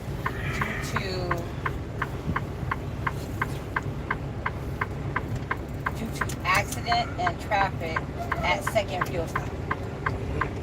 So they sent back over to me, copy, get there at that time. Great. So we can do a regular 10, fine. If not, then we'll get there in a little bit after 7. How about I did exactly, I think I did like 6 minutes. 2 minutes of on duty, yard move, and then 4 minutes of regular on duty. And I shut that motherfucker down to straight supervisor. You did paperwork too? I did. Yeah, you did.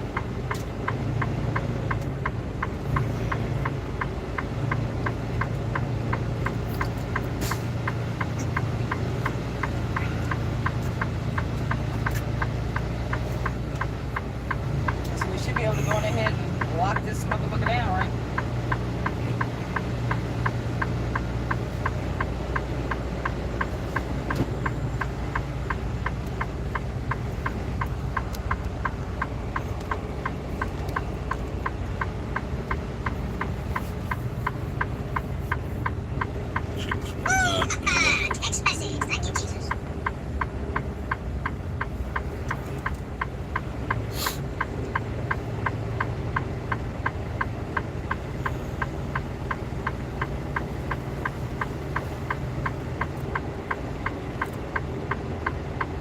black dude standing outside his truck with fucking itty bitty ass weights going above his head. And then you have some white dude in the truck next to him in the driver's seat, and this motherfucker ain't got no damn shirt on. So those are all reserved, right? I'm assuming those are all reserved right there. Big dip. That was deep as shit. No, I have a truck. We don't know if we go this way. Yeah, those should all be reserved right there.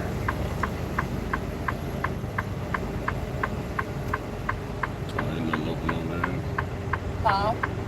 There's one over there, but I noticed it's reserved.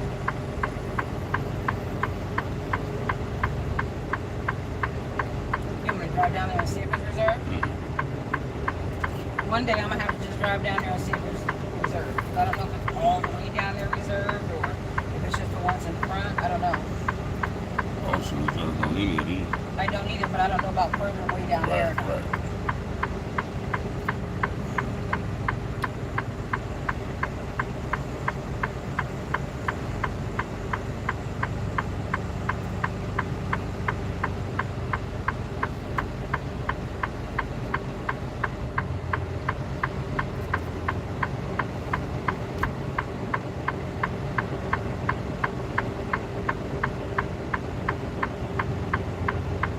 Yeah, it didn't used to be this many trucks here.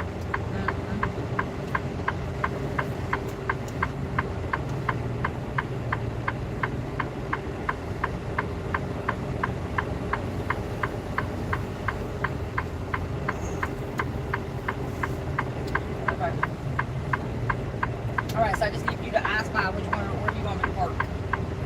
You gotta go down and turn around anyway, right? I know, that's why I want you to ask by those ones over there.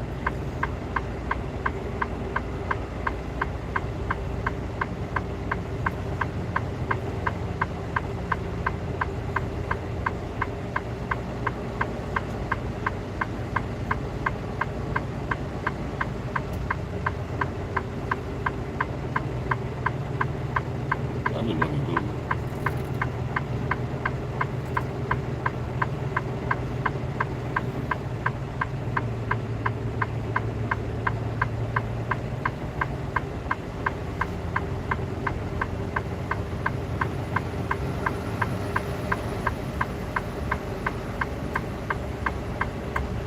Motherfucker park way down here and finna walk to the store. You dumb as a motherfucker. Yeah, ain't no shit I'm doing.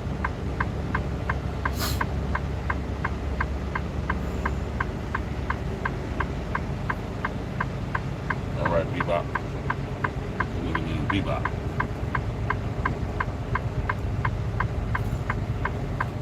Oh, that's a good one. Next to that red truck. You been again on that tall ass grass. That's a good one next to the dump truck. It's like a bit shorter down here, so any one of these.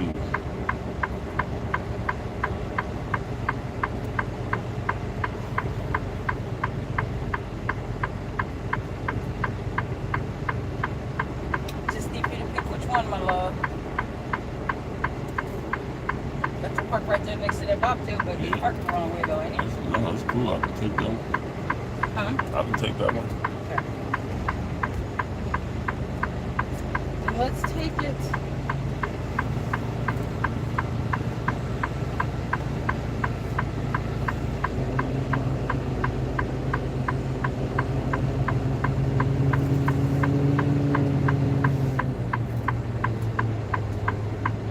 You have 1 hours and 23 minutes of remaining drive time.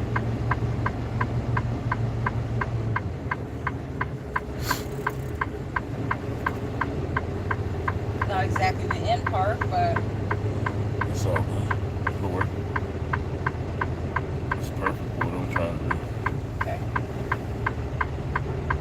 Alright, pop, get your motherfucking ass out of the way.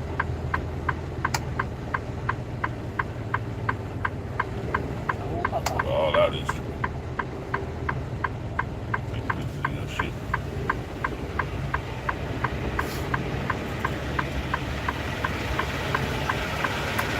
Papa Mimo.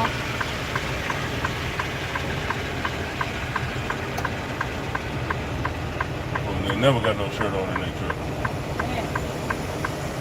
take this one next to the Swift. Get the old boy out of his shoe. Take next to the Swift? Or in that middle part. That'll be easy for you. Oh, that was a straight back.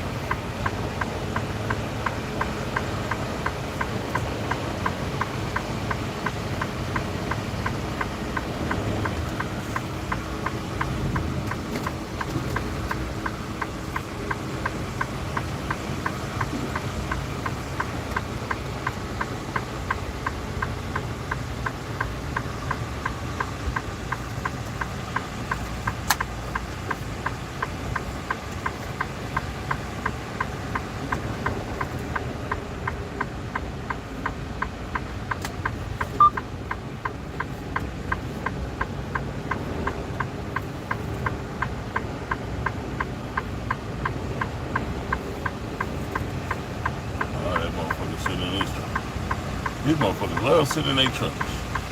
Make it, right? Yeah. See the last.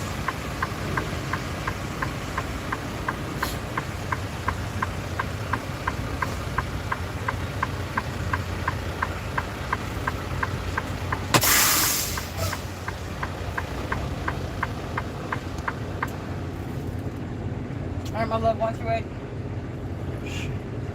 6. You want me to tell you? No. Mm-hmm. I already see it. You probably can go back. It's up to you. Oh no, you're good.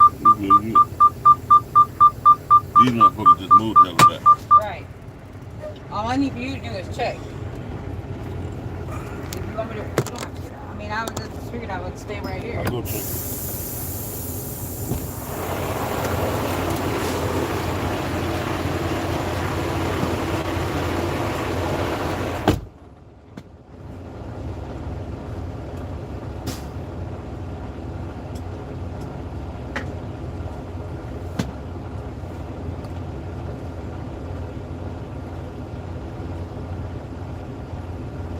I can't see it.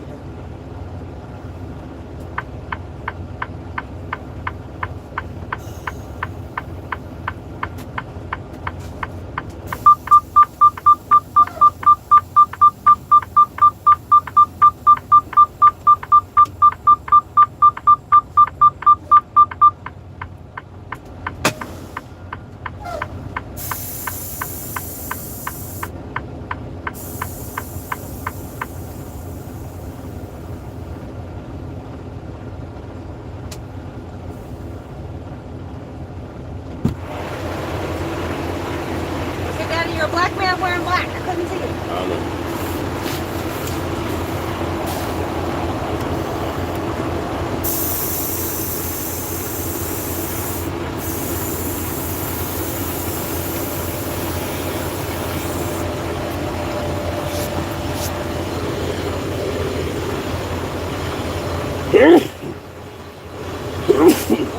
I couldn't do it, man.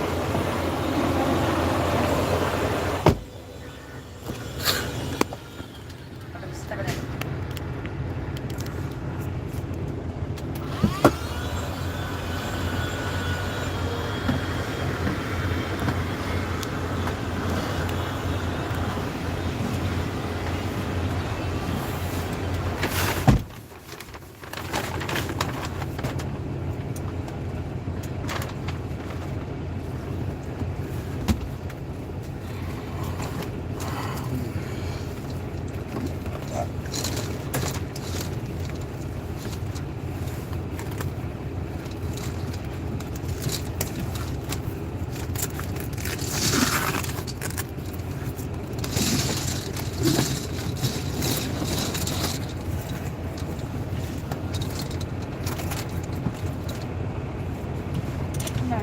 Okay, not too bad.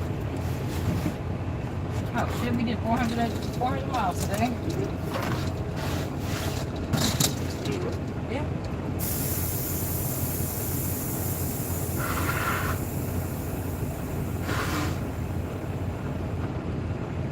Need for you not to use my tissue. The last one we got left.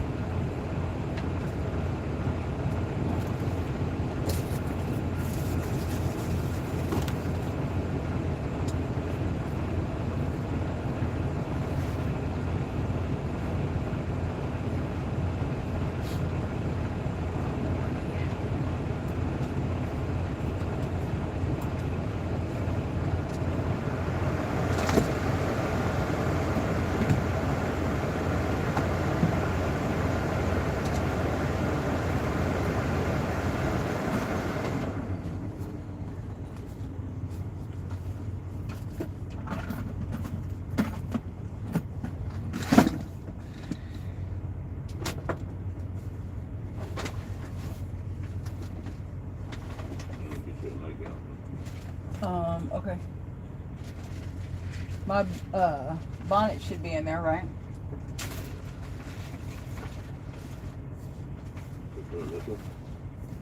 The other one, or is it down below?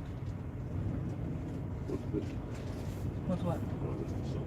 Okay. You said the other one's down below? I don't know where the other one is.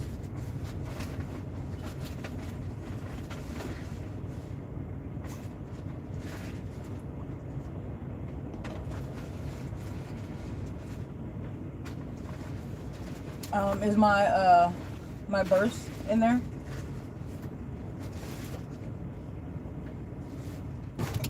Thank you.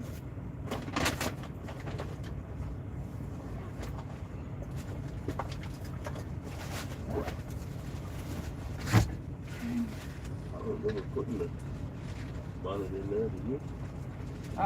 No. I think we had I think we put it down below with the socks and the drawers, I think.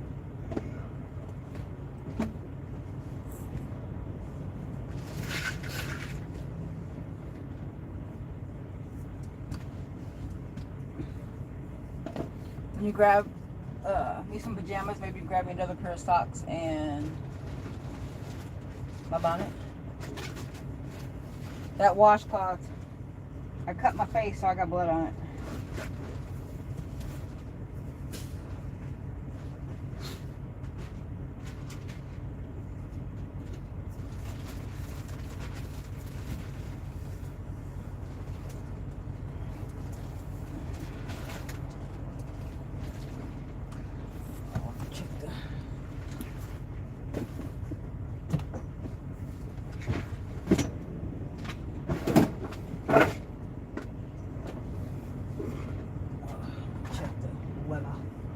Supposed to be raining tomorrow.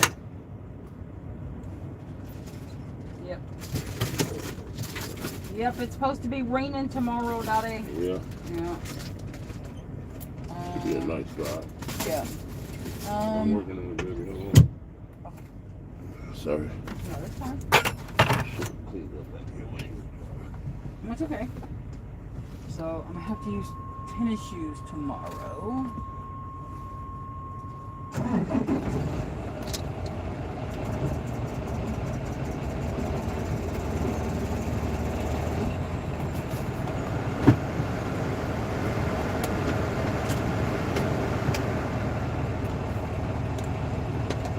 Yeah, this was just going in the basket, right?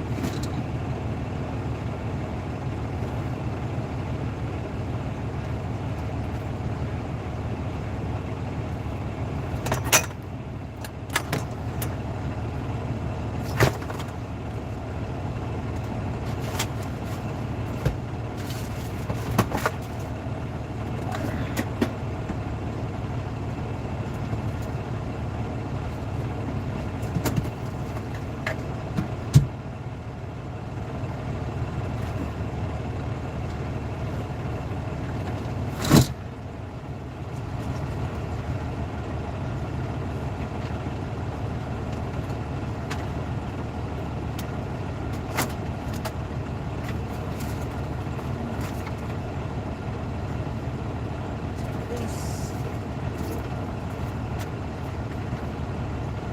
Oh, there you go. How much is that? $39?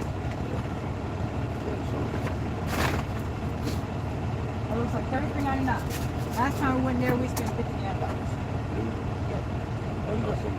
Well, with the price, I told the dude we came in here before, it was cheaper than that. No, it was $59. It was damn near $50 that we spent. Yeah. I just, when we very first get off the shower, I like to wrap it up with paper towels so that all that stuff doesn't leak all over the clothes.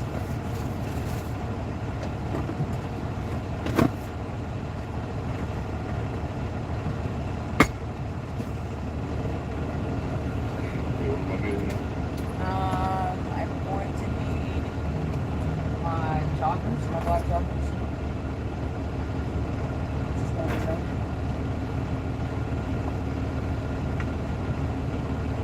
Or I guess I could do red joggers. Whichever joggers you find first.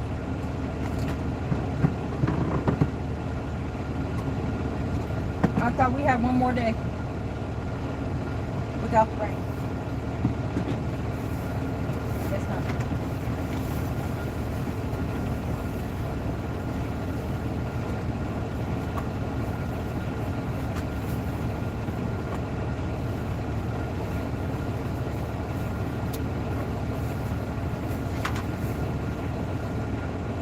Alright, so I need bonnet and socks out of that one and a washcloth.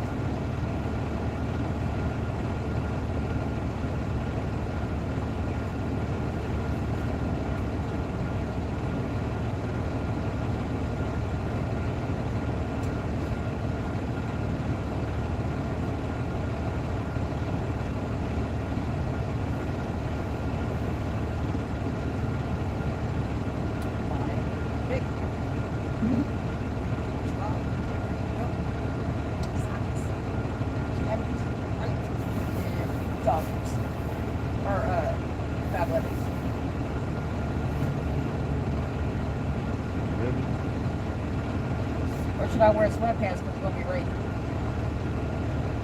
I should probably wear sweatpants. Which one's good?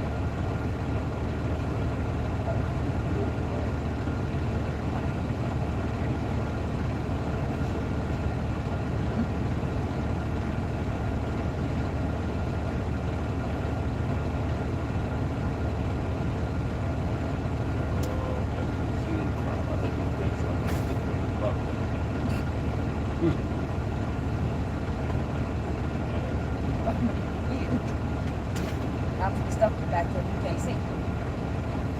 Okay?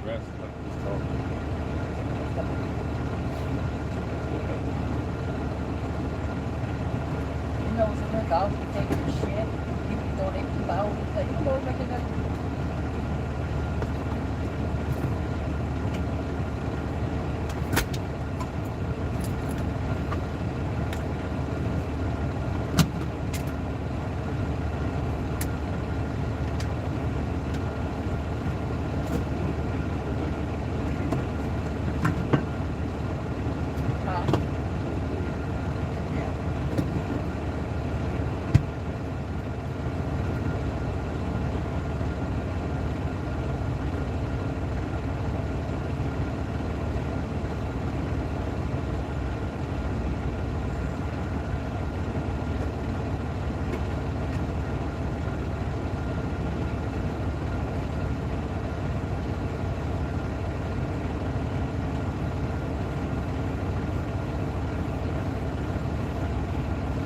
Shirts to do except for a red shirt.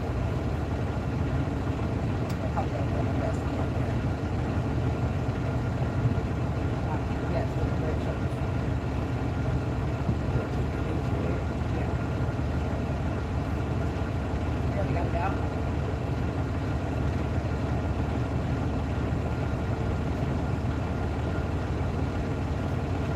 Oh, my God.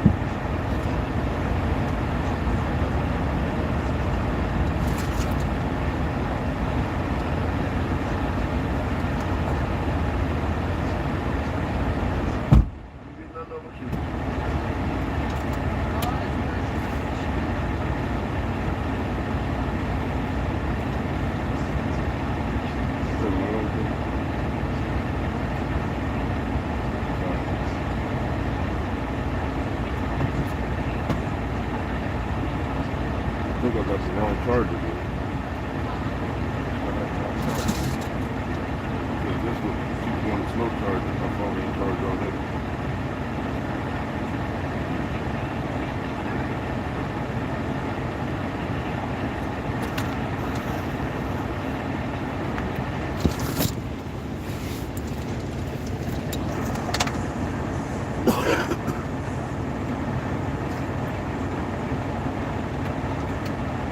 I was up there with 14%.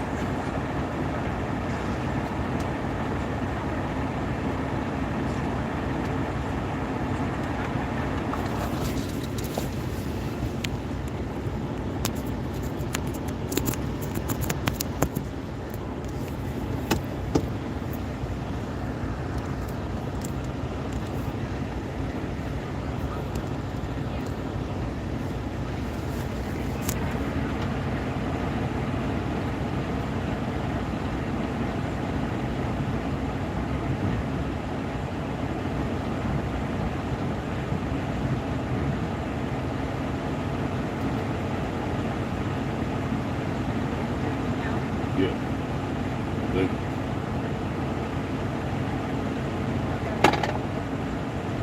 Huh? You want me to warm it up? You want me to warm it up?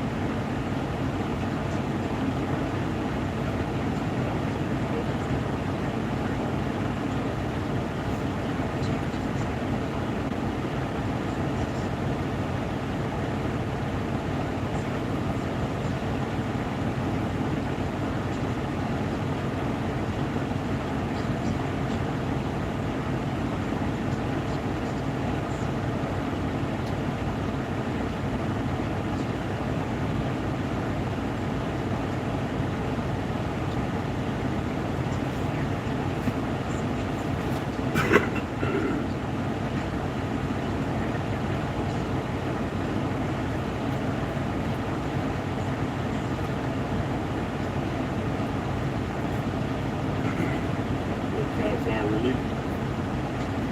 Here's the president where you got to release.